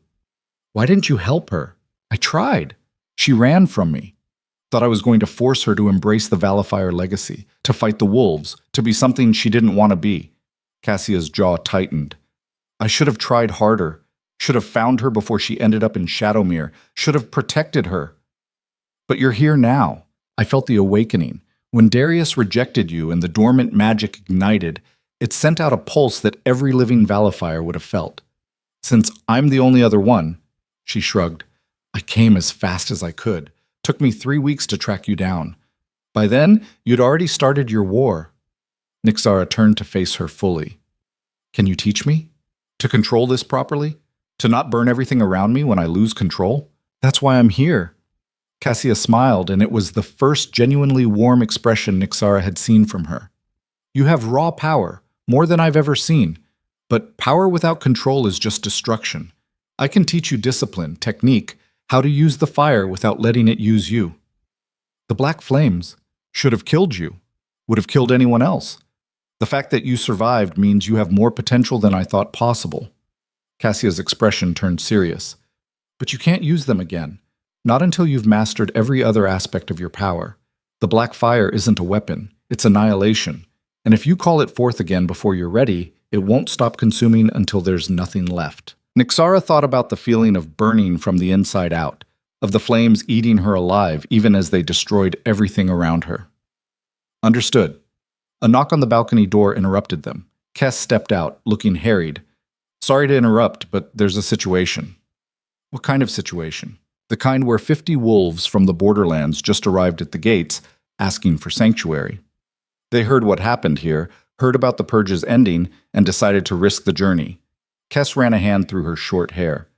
Problem is, we don't have food for 50 more people. The palace stores are running low, and with winter getting worse, open the gates, Nixara said immediately. Let them in. We'll figure out the food situation. With what? We're already rationing for the refugees we have. Then I'll hunt. Nixara flexed her hands, feeling the power respond. I kept the Frostlands refugees fed. I can do it for these people too. Kess looked skeptical.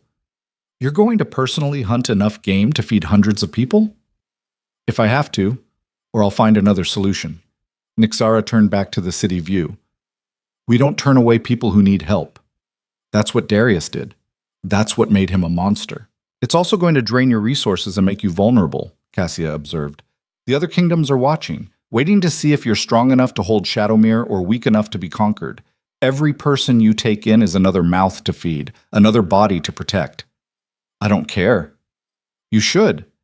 Compassion is admirable, but it won't stop an invading army. Nixara met her grandmother's gaze. then I'll have to be strong enough to protect them and compassionate enough to accept them.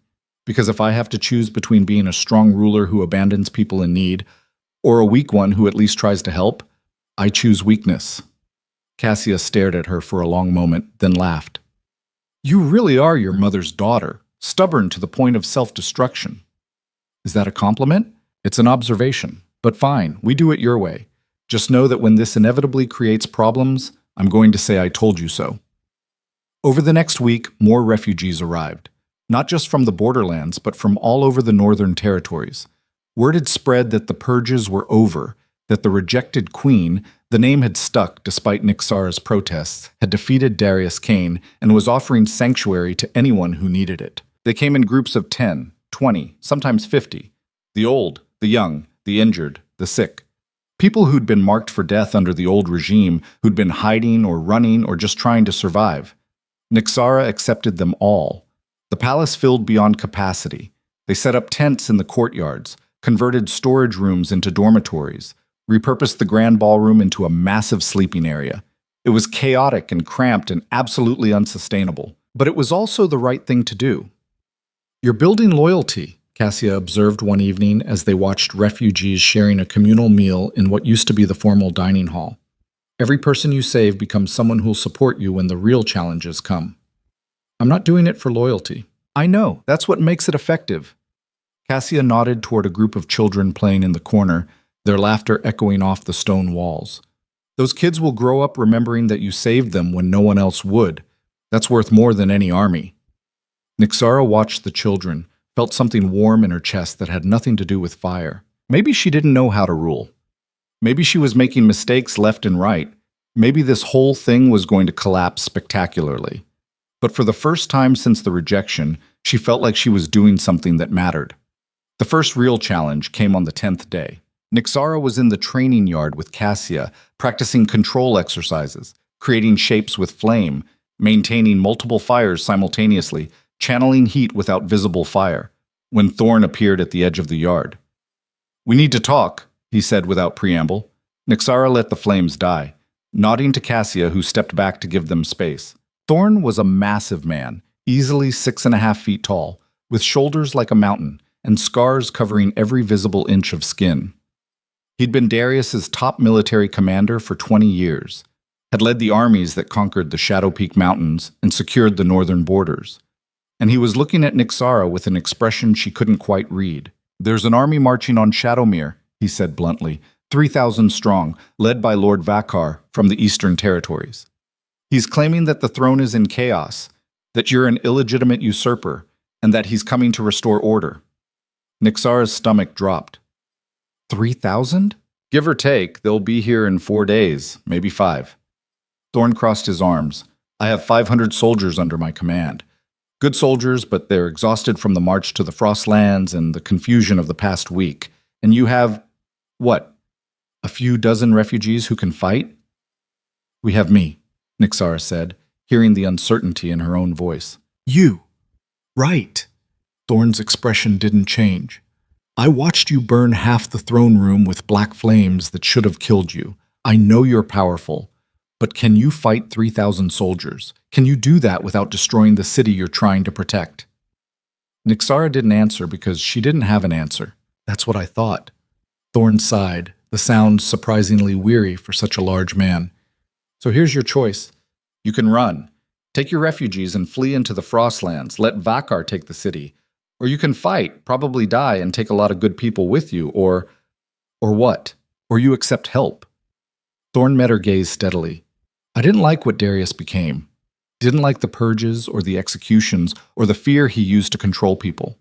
I served him because I thought he was strong, thought he could protect the kingdom. But watching him orchestrate the murder of children to draw out one woman? That's not strength. That's weakness disguised as power. He took a step closer. You're not a trained ruler. You don't know military strategy or political maneuvering, but you walked into an army camp and challenged their commander. You survived being rejected by your fated mate. You turned the black flames on yourself and lived. That's a different kind of strength. One I can respect. Nixara stared at him. What are you saying? I'm saying I'll support you. My soldiers will support you. Not because we think you're perfect, or because we believe you'll never make mistakes, but because you're trying to build something better than what we had. Thorn held out his hand. So what do you say? Want an army?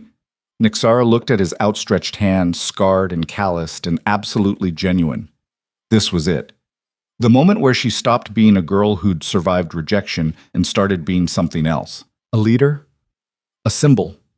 Someone people would follow into battle. She took his hand. Yes, she said firmly. Yes, I want an army, and I want your advice on how to not get everyone killed when Vakar arrives. Thorn's grip was strong, his smile small but real. Then let's get to work. We have 4 days to turn a bunch of refugees and exhausted soldiers into something resembling a fighting force. It's not enough time, but it'll have to be. They spent the next 4 days in intense preparation. Thorn drilled the able-bodied refugees in basic combat, nothing fancy, just enough to make them dangerous in close quarters. He organized the palace defenses, identifying weak points in the walls, setting up supply caches, creating fallback positions. Cassia worked with Nixara on controlled applications of power, how to create walls of fire that would burn attackers but not spread to buildings, how to superheat weapons without melting them, how to use fire as intimidation rather than just destruction. Kess coordinated the civilians, making sure the children and elderly had safe places to shelter, that medical supplies were ready, that everyone knew what to do when the fighting started. And Nixara discovered something unexpected. She was good at this, not the fighting, that was still mostly instinct and raw power, but the organizing, the planning, the listening to advice from people who knew more than she did and synthesizing it into decisions. She wasn't trying to be Darius, wasn't trying to rule through fear and dominance. She was just trying to keep people alive, and somehow that was working. On the morning of the 4th day, Vakar's army appeared on the horizon. 3,000 wolves in battle formation, their banners flying, their armor gleaming. They looked professional, organized, absolutely lethal. Nixara stood on the palace walls, flanked by Thorn and Cassia, looking at the approaching force with a mixture of fear and determination. Last chance to run, Thorn said quietly. Not running. Good. Because I've got a plan, but it's going to require you to do something incredibly stupid. Nixara glanced at him. How stupid? Walk out there alone and challenge Vakar to single combat. Cassia turned to stare at him. That's not stupid. That's suicidal. Vakar is a veteran warrior who's been fighting for 40 years. She's been training for less than 2 weeks. I know. But he's also arrogant, old school.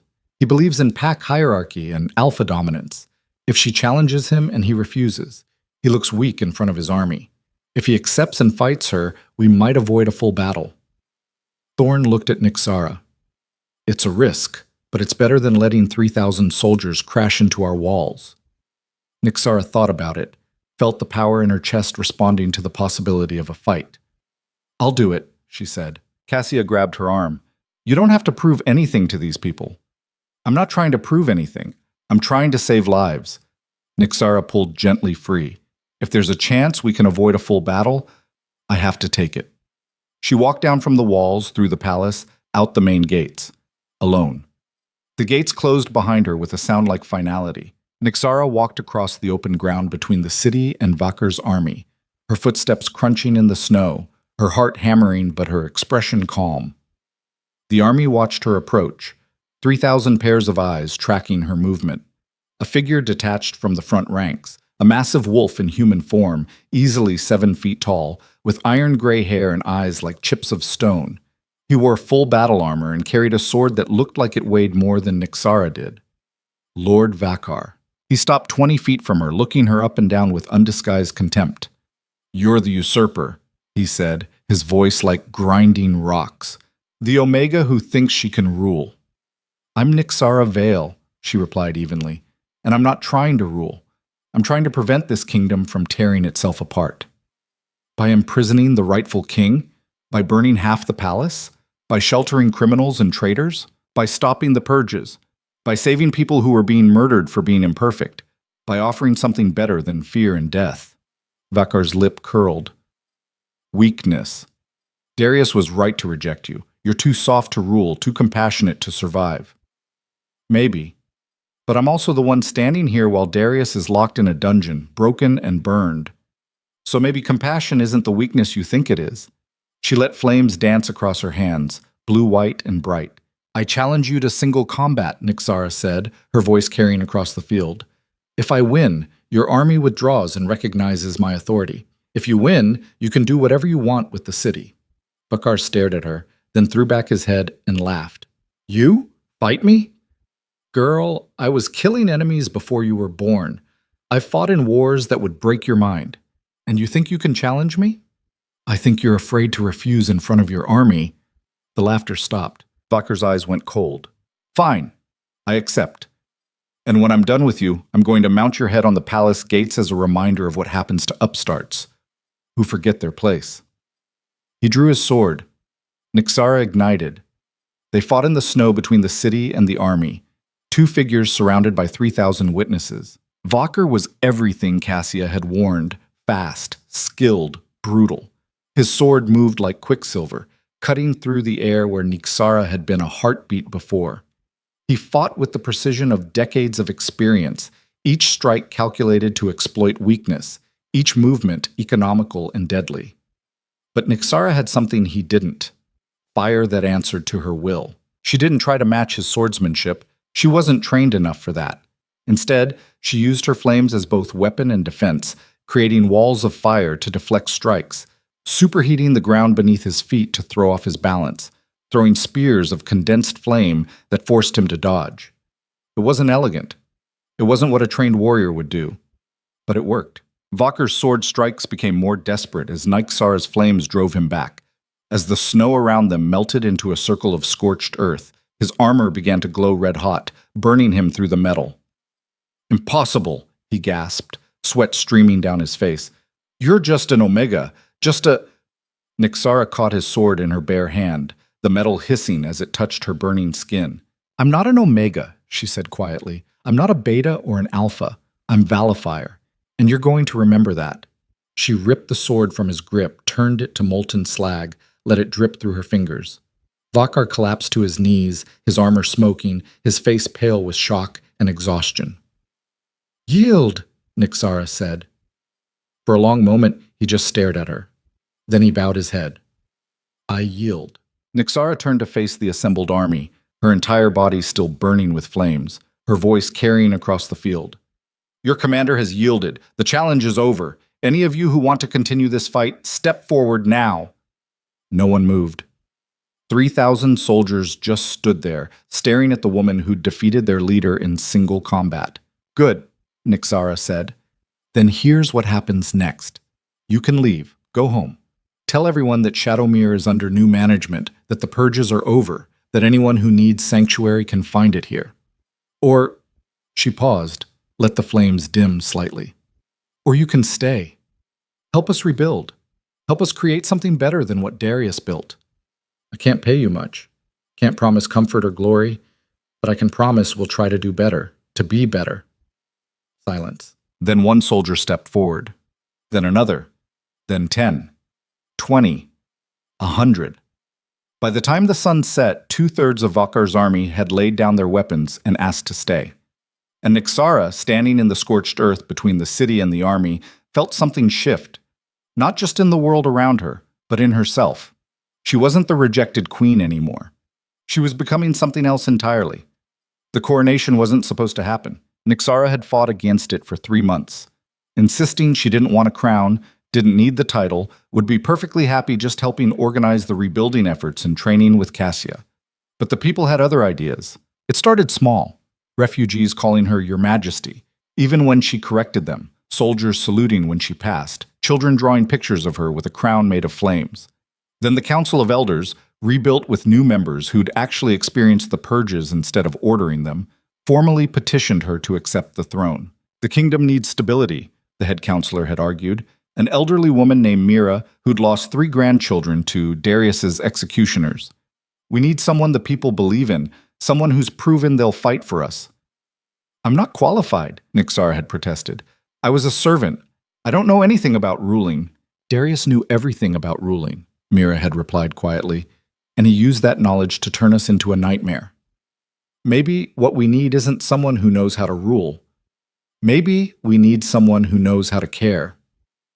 So now, on the first day of spring, 3 months after she'd walked into Vakar's army alone, Nixara stood in the reconstructed throne room wearing ceremonial robes that felt too heavy and too formal and absolutely wrong. The room was packed, refugees who'd found sanctuary in Shadowmere, soldiers who'd laid down their weapons and chosen to stay, nobles who'd survived the chaos and decided supporting her was smarter than fighting, common folk from every corner of the Northern Territories who'd traveled to witness this moment. Kess stood near the front, wearing formal clothes that she looked deeply uncomfortable in, grinning like this was the best joke she'd ever heard. Thorn was there in full military regalia, his scarred face impassive, but his eyes showing something that might have been approval. Cassia stood to the side, her silver hair braided with threads of gold, her expression unreadable. And in the back, in chains and under heavy guard, was Darius. Nixara had insisted on that, insisted he watch this.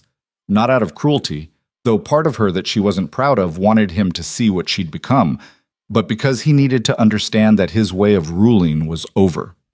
The High Priestess, a woman who served the old gods and somehow managed to remain neutral through all the political chaos, stepped forward with the crown, not the obsidian monstrosity Darius had worn, that had been melted in the black flames and was gone forever. This crown was different, simpler, wrought from silver and iron with small rubies set in patterns that resembled flames.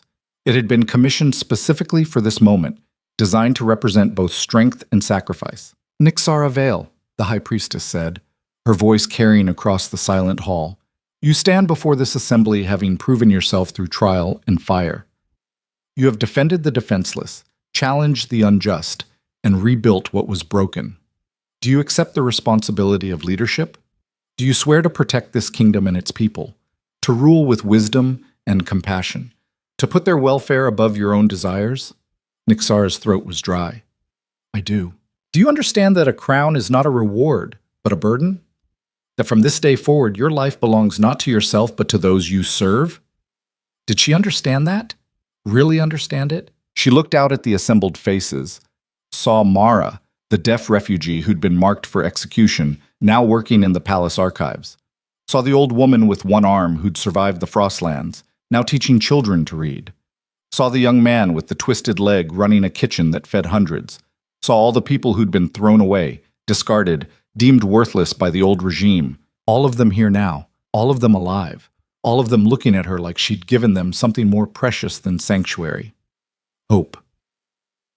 I understand, Nixara said, and meant it.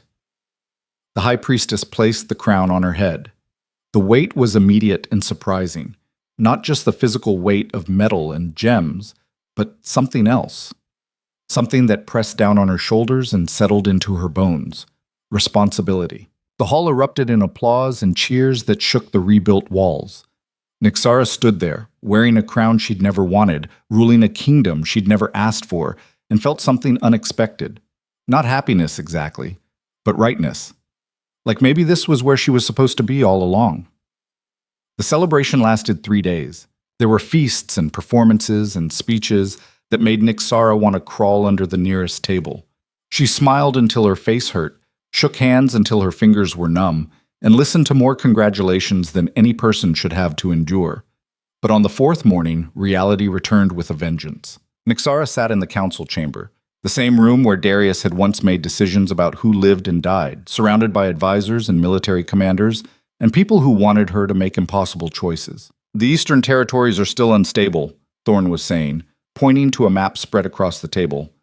Seraphine's been rallying support, claiming you're a false queen who seized power through dark magic.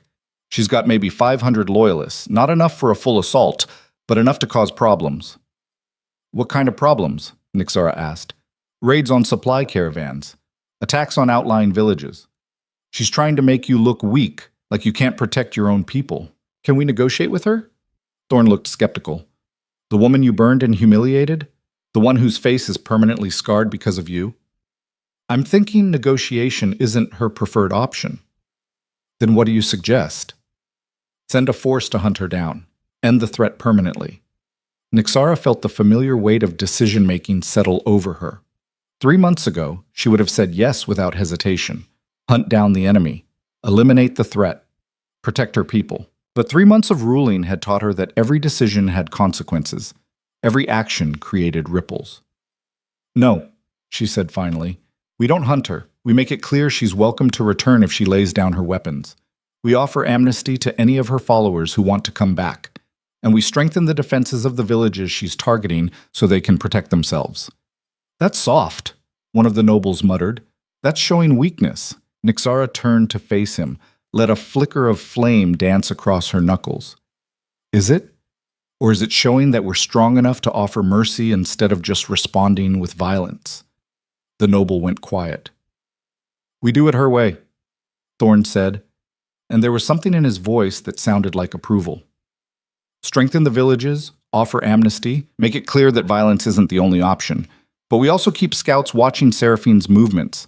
If she escalates, we respond accordingly." The meeting continued for hours, covering everything from food distribution to trade negotiations to the question of what to do with Darius. That last one kept coming up. "He can't stay in the dungeons forever," Mira pointed out. "Either execute him or exile him. Keeping him locked up just creates a symbol for anyone who wants to challenge your rule." "I'm not executing him," Nixara said firmly. "And exile means he could return with an army. So what's the third option?" "There isn't one," another counselor said. "This is the problem with mercy. Eventually, you have to make the hard choices." Nixara stood, the meeting clearly over. "Then I'll make one. But not today." She left the council chamber and went looking for Cassia, finding her grandmother in the training yard working through combat forms that looked like a dance choreographed by fire itself. "You're avoiding the Darius problem," Cassia said without stopping her practice. "I'm thinking about it. Thinking for 3 months is just avoidance with extra steps." Cassia finished her form, let the flames die. "You know what you have to do. You're just afraid to do it." "I'm not afraid. You are. Because killing him feels too much like becoming what he was. And letting him live feels weak." Cassia walked over to her. "So you're stuck, paralyzed by the fear of making the wrong choice." Nixara sank onto a bench, feeling exhausted. "What would you do? Me? I'd have killed him 3 months ago and been done with it. But I'm not you." Cassia sat beside her. "You want to build something better than what came before. That means sometimes making choices that feel uncomfortable, that don't fit into neat categories of strength or weakness. That's not helpful." "It's not supposed to be helpful. It's supposed to make you think." Cassia was quiet for a moment. "Your mother struggled with this too. The weight of power, the fear of becoming the monster while fighting monsters. It's why she ran, tried to hide what she was. And it killed her. Maybe, or maybe she just wasn't ready for what the power demanded." Cassia looked at her with those golden eyes that were like looking in a mirror. "But you're not her. You walked into fire and came out stronger. You took a broken kingdom and started rebuilding it. You're ready for this, even if you don't feel like it." Nixara stood, decision crystallizing. "I need to talk to him." The dungeons beneath the palace were cold and dark, lit only by torches that cast dancing shadows on stone walls. Darius's cell was at the end of the corridor, guarded by 2 soldiers who nodded respectfully as Nixara approached. He was sitting against the far wall when she entered, his body still showing the scars from the black flames, his silver eyes tracking her movement with an intensity that made her skin prickle. The bond between them pulsed faintly, never truly broken, just damaged beyond repair, a constant reminder of what might have been. "Come to gloat?" Darius asked, his voice rough from disuse. "Come to talk." Nixara pulled up a stool, sat down facing him through the bars. "The council wants me to execute you or exile you. I've been putting it off for 3 months because I don't know what to do." "How unlike a queen, showing weakness to your prisoner. Maybe, or maybe I'm showing you something you never understood." Nixara leaned forward. "I didn't want this. Any of this. I wanted to be your mate, wanted to believe in the bond, wanted a future that wasn't about power or thrones or burning kingdoms. You took that from me." "I saved you from it," Darius countered. "The bond would have destroyed you. The Valifier power would have consumed you. I was trying to protect." "Don't." Nixara's voice was sharp. "Don't pretend you rejected me for my own good. You rejected me because you were afraid. Afraid I'd be stronger than you. Afraid I'd challenge your power. Afraid the seers were right and I'd destroy everything you'd built." Darius's jaw tightened, but he didn't deny it. "And you were right," Nixara continued. "I did destroy what you built, but only because what you built was rotten. You ruled through fear and violence, killed anyone you deemed weak, turned this kingdom into a nightmare. And when I survived your rejection, instead of reconsidering your choices, you doubled down, killed hundreds just to draw me out. I was protecting the kingdom's strength. You were protecting your ego. Nixara stood, pacing the small cell. Real strength isn't about eliminating weakness. It's about protecting it. Real power isn't making everyone afraid of you. It's making them believe you'll fight for them. Pretty words. But when the next threat comes, when the neighboring kingdoms decide you're vulnerable, when internal enemies rise up, your compassion won't save you. Maybe not. But at least I'll face those threats knowing I didn't become the monster while fighting them. Nixara stopped pacing, faced him directly. I'm not going to execute you, and I'm not going to exile you. I'm going to give you a choice. Darius's eyes narrowed. What choice? You can stay here, in this cell, for the rest of your life. Comfortable enough, fed and cared for, but imprisoned. Or, she paused. Or you can swear an oath to serve the kingdom, not as king, but as an advisor. Someone who knows the old ways, who can help us avoid the mistakes of the past while building something new. Silence. Then Darius laughed, the sound harsh and bitter. You want me to advise you? To help the woman who destroyed everything I built? I want you to have a choice, Nixara said quietly. The same choice you never gave me. The same choice you never gave the people you killed. A chance to be something other than what you were. And if I refuse? Then you stay here. Not as punishment, but as protection. For you and for everyone else. Nixara moved toward the door. Think about it. I'll come back in a week for your answer. She was halfway to the door when Darius spoke again. Why? Nixara turned. Why what? Why offer this? Why not just kill me and be done with it? I rejected you, branded you, tried to have you murdered. By all rights, you should want me dead. I did want you dead for a long time. Nixara felt the bond pulse between them, broken but still there. But I've learned something these past months. Revenge might feel good in the moment, but it doesn't fix anything. Doesn't heal the damage, doesn't prevent it from happening again. If I execute you, I'm just proving that strength means eliminating your enemies, and I'm trying to build something different. Different doesn't mean better. Maybe not, but it's worth trying. Nixara opened the door, paused. You made me who I am, Darius. Not because you rejected me, but because you forced me to become strong enough to survive it. So in a twisted way, I owe you. This is me paying that debt. What you do with the opportunity is up to you.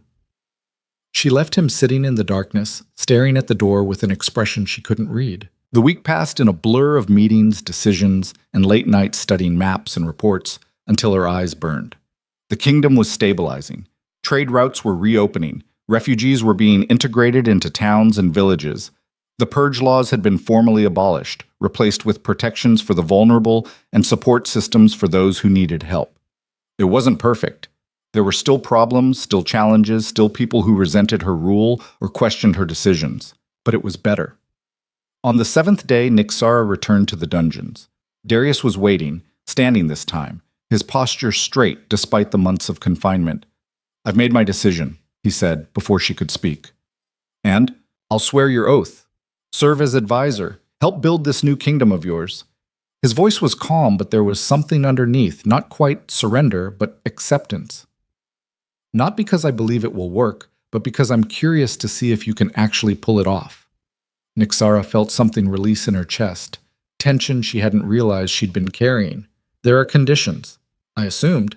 You stay under guard for the first year. You don't make any decisions without council approval. And if you ever threaten anyone, if you ever try to return to the old ways, the deal is off, and you go back in this cell permanently. Acceptable. And you have to apologize, publicly, to the families of everyone who died in the purges, to the refugees you marked for execution, to everyone you hurt while trying to prove your strength. That one made him flinch. That's asking a lot. It's asking for basic accountability. You want to be part of building something new? You start by acknowledging the damage you caused. Darius was quiet for a long moment, something warring behind his eyes. Then, slowly, he nodded. Fine. I'll do it. Nixara opened the cell door, gestured for him to step out. He did, moving stiffly, blinking in the torchlight like he'd forgotten what freedom looked like. Thank you, he said quietly, and it sounded like the words cost him something. Don't thank me yet. This is going to be harder than staying locked up. Nixara started walking toward the stairs, Darius following with guards flanking him. You're going to face people who hate you, who want you dead, who'll question every word you say. And you're going to have to prove every single day that you deserve this second chance. I know. Good. Because I meant what I said. This is your one opportunity. Don't waste it. They emerged from the dungeons into sunlight that made Darius squint and shield his eyes. The spring air was warm, carrying the scent of new growth and possibility. Somewhere in the palace, children were laughing. Nixara heard it and smiled. The formal apology ceremony was scheduled for the following week, giving Darius time to prepare and giving Nixara time to brace for the inevitable backlash. Not everyone was happy about her decision. Kes thought she was being too soft. Several council members argued it was politically dangerous. The families of purge victims demanded to know why the man who'd ordered their loved ones' deaths was being given mercy. Nixara listened to all of it, acknowledged the concerns, and held firm. I'm not asking you to forgive him, she told an assembly of refugees and survivors the day before the ceremony. I'm not saying what he did was acceptable or that he deserves your forgiveness. What I'm saying is that we have a choice about what kind of kingdom we build. We can build one based on revenge and punishment, or we can try to build one based on accountability and growth. He killed my son, an older man shouted from the crowd. My 12-year-old son, and you want me to just accept that he's sorry? No, Nixara said gently. I want you to hear him apologize. I want him to face what he did, and then I want you to decide for yourself whether you can live in the same kingdom as him. If you can't, I understand. But I'm asking you to give this a chance. And if he hurts someone again, then he goes back in the dungeons and doesn't come out. But I have to believe people can change. I have to believe we're all more than the worst thing we've ever done. Because if I don't believe that, her voice caught slightly, then what was the point of surviving? What was the point of fighting to build something better? The ceremony was held in the rebuilt throne room, packed with survivors and witnesses. Darius stood in front of them, no longer in chains, but clearly under guard, his expression carefully neutral. Nixara stood to the side, wearing her crown, but letting this moment belong to someone else. I am Darius Khan, he began, his voice steady but quiet, former Alpha King of the Northern Territories, and I am responsible for the deaths of over 300 people in what history will call the Purges. The room was silent, every eye fixed on him. I ordered those deaths because I believed strength meant eliminating weakness. I believed a kingdom was only as strong as its weakest member, and that removing those members would make us safer, more powerful, more capable of defending ourselves. He paused, something flickering across his face that might have been shame. I was wrong, completely, fundamentally wrong. Strength isn't about eliminating the vulnerable, it's about protecting them. A kingdom's power isn't measured by its warriors, but by how it treats those who can't fight. And I betrayed that principle. I betrayed you. Darius looked out at the assembled crowd, meeting eyes, not flinching away. I can't undo what I did. Can't bring back the people I killed. Can't heal the trauma I caused. But I can stand here and acknowledge it, own it, and spend whatever time I have left trying to make amends. He took a deep breath. I know many of you want me dead. I understand that. Some of you probably deserve the chance to kill me yourselves. But Queen Nixara has offered me an opportunity I don't deserve, a chance to help build something better than what I destroyed. I'm taking that chance, not because I think it earns forgiveness, but because maybe, if I spend the rest of my life serving instead of ruling, I can become someone who deserves to live. Silence. Then from the back of the room someone spoke. My daughter was 6 years old when your enforcers killed her. She had a birthmark on her face that you decided made her defective. Darius turned toward the voice, a woman in her 30s with tears streaming down her face. I can't forgive you, she continued, her voice shaking. I will never forgive you. But if the Queen thinks you can help make sure no other parent has to bury their child for being imperfect, then I won't stand in the way. Another voice, an elderly man. You killed my son for stealing bread to feed his siblings. I hope you remember his name. I hope it haunts you. I do, Darius said quietly. Mikhail, age 12.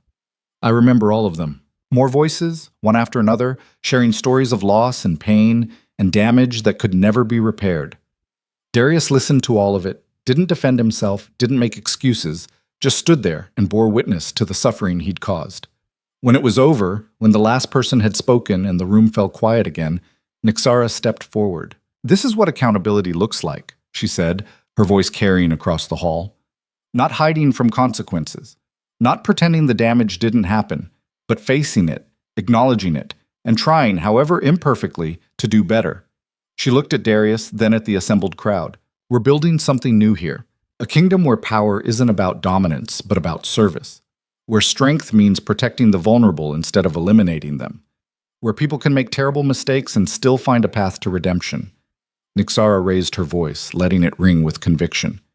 "It won't be perfect. We'll make mistakes. We'll fail sometimes.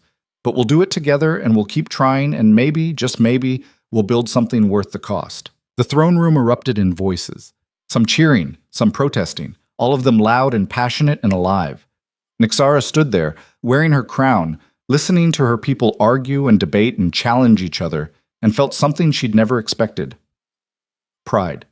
Not in herself, but in them. In their willingness to try something different, to take risks, to believe that change was possible. 6 months after the coronation, Shadowmere had transformed. The palace that had once been a symbol of fear and oppression now housed schools for children, training programs for adults, medical facilities for the sick and injured. The throne room where Nixara had been rejected now served as a public forum where anyone could bring grievances or proposals directly to the queen. The refugee camps had been dismantled, replaced with permanent housing and community centers. The purge laws were gone, replaced with protections and support systems. Trade was flourishing, alliances were being rebuilt, and the kingdom was healing. It wasn't perfect. There were still problems, still resistance, still people who preferred the old ways. But it was better. Nixara stood on the palace balcony one evening, watching the sun set over the city, feeling the weight of the crown that had become familiar, if not entirely comfortable. Cassia appeared beside her, as she often did, carrying 2 cups of spiced wine. "You did it," her grandmother said, handing her one of the cups. "Against all odds, against all logic, you actually pulled it off. We're not done yet. Never will be. That's the thing about ruling. It's not a goal you achieve, it's a process you maintain." Cassia sipped her wine. "But you've proven something important. That power doesn't have to corrupt. That someone who was thrown away can build something worth keeping." Nixara was quiet for a moment, thinking about everything that had happened. The rejection, the exile, the fire that had almost killed her, the refugees who'd become an army, the battle for the throne, the choice to show mercy instead of revenge. "Do you think my mother would be proud?" she asked quietly. Cassia considered the question seriously. "I think she'd be terrified. You're everything she tried not to be. Powerful, visible, willing to fight. But yes, I think she'd be proud. Because you took the legacy she was afraid of and turned it into something that helps people instead of just destroying them." "I still think about him sometimes," Nixara admitted. "Darius, the bond, what might have been if he hadn't rejected me. And I'm glad he did." The words felt strange but true. "If he hadn't rejected me, I'd never have discovered what I was capable of. Never have learned to embrace the fire instead of fearing it. I'd have spent my life trying to be the weak Omega he wanted instead of becoming the woman I needed to be." She touched the brand on her neck, the mark that had once been a symbol of shame, now just a scar she barely noticed. "Rejection was the worst thing that ever happened to me," Nixara said, "but it was also the best, because it forced me to become strong enough to survive it, and that strength is what let me build this." Cassia clinked her cup against Nixara's. "To rejection, then, and to becoming something better than what they wanted us to be." They drank as the sun set, painting the sky in shades of red and gold and fire. Somewhere in the city, someone was singing. Somewhere, a child was laughing. Somewhere, people who had been thrown away were building new lives, new futures, new possibilities. And in the palace, a woman who'd been publicly humiliated, branded, and exiled stood wearing a crown she'd never wanted, ruling a kingdom she'd never asked for, and smiled. Because the girl who'd knelt in this palace and begged for mercy was gone. In her place stood a queen who'd learned that the strongest thing you could be wasn't someone who never broke. It was someone who broke and rebuilt themselves into something better. Someone who took the fire that was supposed to destroy them and used it to forge a new world. Someone who proved that rejection wasn't an ending, it was a beginning. And this time, when Nixara Vale walked through her kingdom, when she looked at the people she'd saved and the lives she'd changed and the future she was building, no one dared to reject her. Not because they feared her power, though they did, but because they believed in her vision, and that belief, that hope, that willingness to try something different, that was more powerful than any fire, any bond, any crown. That was what would last. Years later, when people told the story of the rejected queen, they wouldn't talk about the humiliation or the branding or the exile. They'd talk about what came after, about the woman who turned rejection into revolution, who walked through fire and came out sovereign, who proved that the strongest rulers weren't the ones who never fell. They were the ones who fell and got back up and helped others rise with them.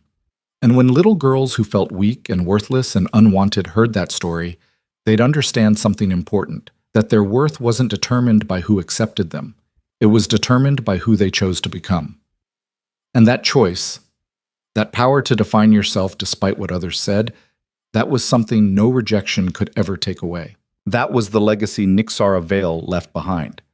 Not a kingdom of fear and dominance, but a kingdom of second chances, of redemption, of the radical idea that everyone, even the rejected, even the broken, even the ones the world had thrown away, deserved the opportunity to become something more than what they'd been told they were. And that, in the end, was worth more than any crown.